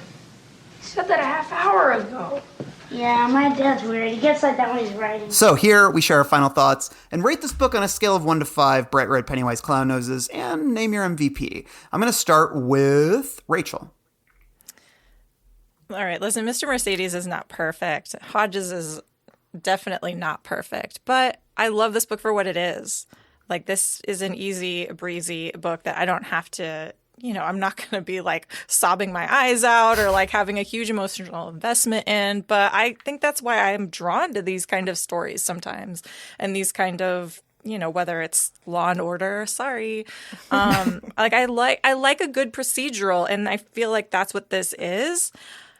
But I love that it also feels very much like King. I love that it's brutal. It goes places I don't expect it to. And I like that this is the third time I've read it, and I've seen the TV show, and I'm still finding new little nuggets of things to pick up on. And so that actually makes me excited to go and reread all these books again, even though I just read them all when Holly came out in preparation for that. So I'm looking forward to that journey.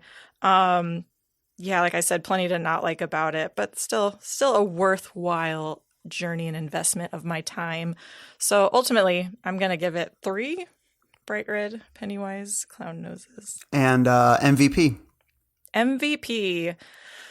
I actually think my MVP is Brady, just because I think he is a really messy, complicated, fucked up villain and is really crucial to making this story work. Otherwise, it would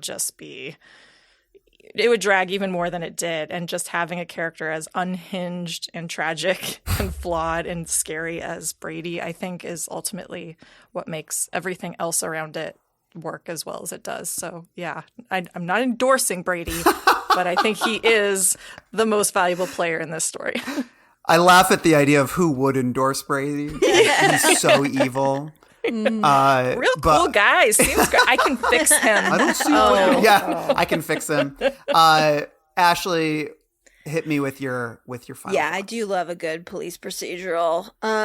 Even though it's not my favorite Stephen King novel, it's still pretty damn good. Like, I feel like if it wasn't Stephen King, I'd be even more impressed, because usually he doesn't leave missing pieces, and this one does have a few missing pieces for me.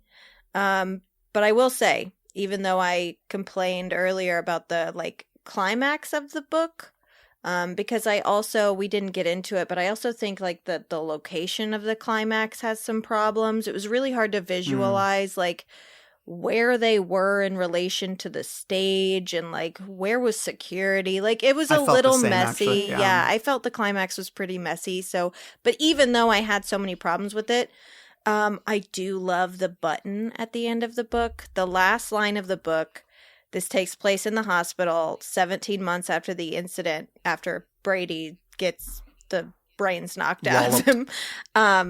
And the nurse is telling the doctor that Brady woke up, and he says he has a headache and he's asking for his mother.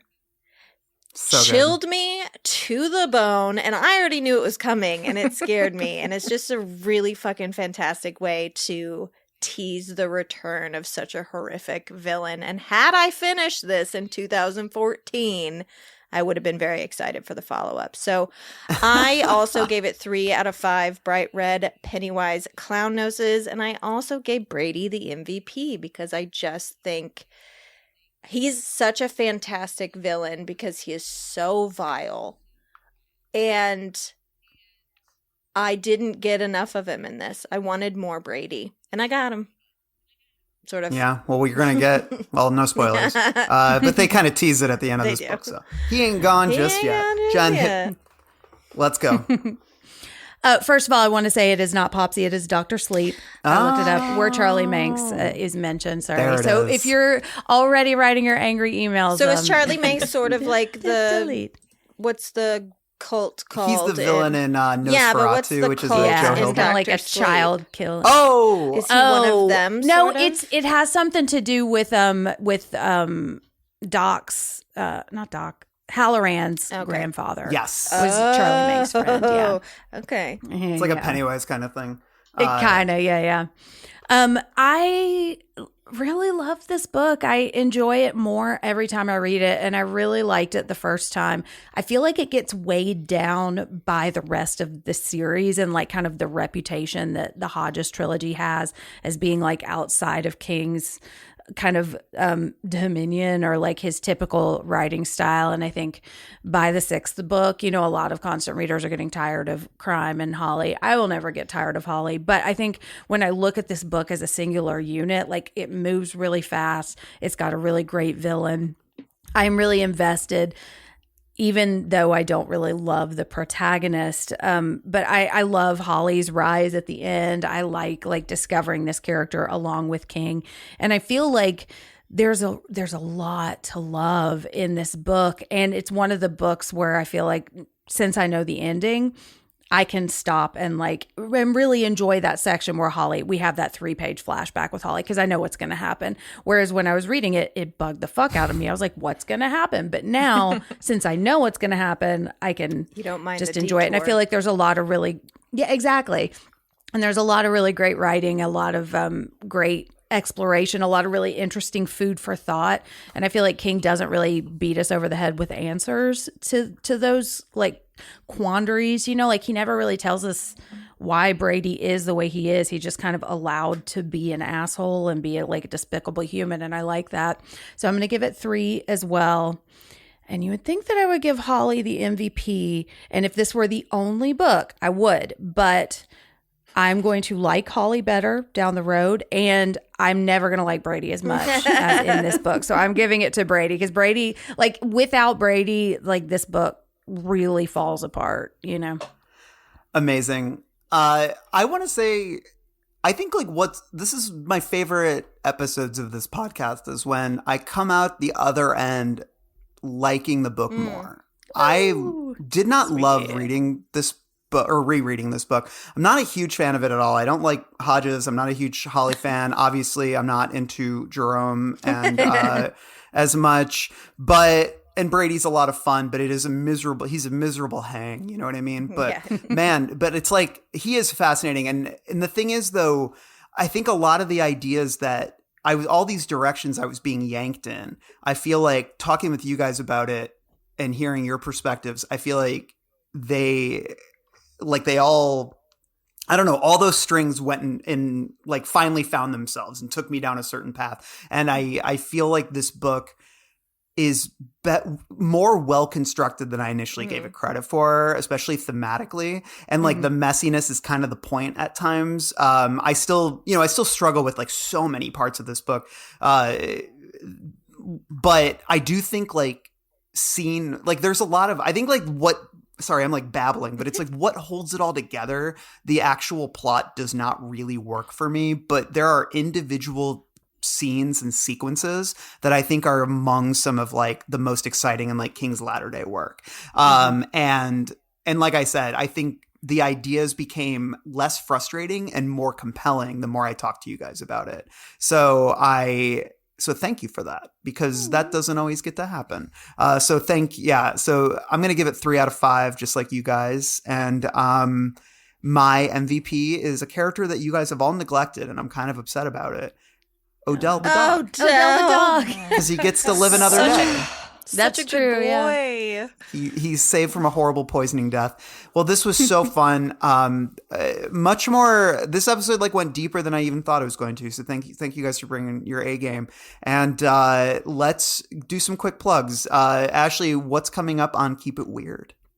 Yeah, we just started. I guess we started a month ago. What day is it? Started season 8. You can follow us at Keep It Weirdcast on Instagram and Twitter. We've moved to a more relaxed schedule that's been super fucking nice, and we're having a lot of fun with the show again, as opposed to feeling super stressed out. So we're not posting as many episodes, but I will encourage you guys to check us out on YouTube, www.youtube.com/keepitweirdpodcast, because our episodes are all videos now, and they're so much fun to do. So check us out there. Rachel, what's up on Halloweenies? Yeah, so over on Halloweenies, if you were like, you know what, I'm just not ready to shoot Ripley out into space forever, well, you're in luck, because we're covering Alien Resurrection. Yes. So you get even more Sigourney and Ripley and lots of other wild ideas and characters and stuff. Every character actor in the world. I know. Yeah. It's going to be a really fun ride from here on out, I think. We tackled all the really heavy, prestigious films, and now we're getting into some fun, interesting territory. So yeah, if this middle run is your favorite part of the Alien franchise or not, it will be for sure a fun listen and some fun conversations. So yeah, you can check that over on Halloweenies. Isn't Michael Wincott in Alien Resurrection? Am I wrong? No, I think you're right. Because he fucking rules. One of the greatest villains Michael of the Wincott, 90s. Ron Perlman. Brad Dourif, right? We're also, he's in Resurrection. Yeah, we're also, he's also in another movie that we're going to be covering in May. Deep Rising. Metro with Eddie Murphy. It's called The Crow. So. Oh yeah. You mean his iconic role? I'm just throwing out shitty, forgettable '90s action comedies with Eddie Murphy. Jen, we're covering The Three Musketeers. Sorry. Jen, what you've got a couple things to plug, I feel like. Let's hear. Yes, actually. And we on the Girls on the Boys, Rachel and I, our most recent episode is on Herogasm, which was a really fun time. And we are caught up now. So Rachel knows as much as I do about the Girls on the Boys, and I'm going to stop having to worry about plugging or spoiling things. So yeah, we're entering a new phase as season 4 of The Boys comes up. And then on the Lady Killers, May is going to be Killer Mothers Month. Rachel just joined us for an episode on Serial Mom. We're also going to be talking about a Scream movie, and we are finishing up April with an episode on Hard Candy, which was the first watch for me, and that was that's a lot. That's a great movie, but it was a heavy one. So yeah, lots of fun stuff coming up there. So yeah, that's Lady Killers and the Girls on the Boys. Was that Patrick Wilson's first kind of? It's the first thing I ever saw. First thing I ever remembered. See, I knew him in I love him in Angels in America, and then I feel like the next thing I saw him in was Hard Candy, and I was like, oh shit. Yeah, I know. That's and then he's in the Conjuring franchise, or he's wholesome strumming about God, He directed the last Insidious movie, and I actually thought he did The Red Door. Yeah, I actually thought the direction was pretty good. So I love that he's fully embraced horror, because that man looks like he was carved from marble. So yes, he didn't have to do horror, but cool. All right, and then on Losers Club we're going to be covering the Mr. Mercedes TV series relatively soon, and then our next book. We're taking a little break from the Hodges verse, and we're going to be talking about Revival, which is one I'm very excited for. And then we're back in the Hodges verse with Finders Keepers. So those are what books you should read. And let's sign off. Long days and pleasant nights. I got some hot friends. God, I got some hot friends. some hot friends. God, I got some hot friends. But you know you want somebody to treat you good. This is the end of our show. For now. Tune in next week. If you like our programming, consider searching for other bloody disgusting podcasts, such as Creepy, Horror Queers, The Boo Crew, SCP Archives, Nightlight, Margaret's Garden, and more.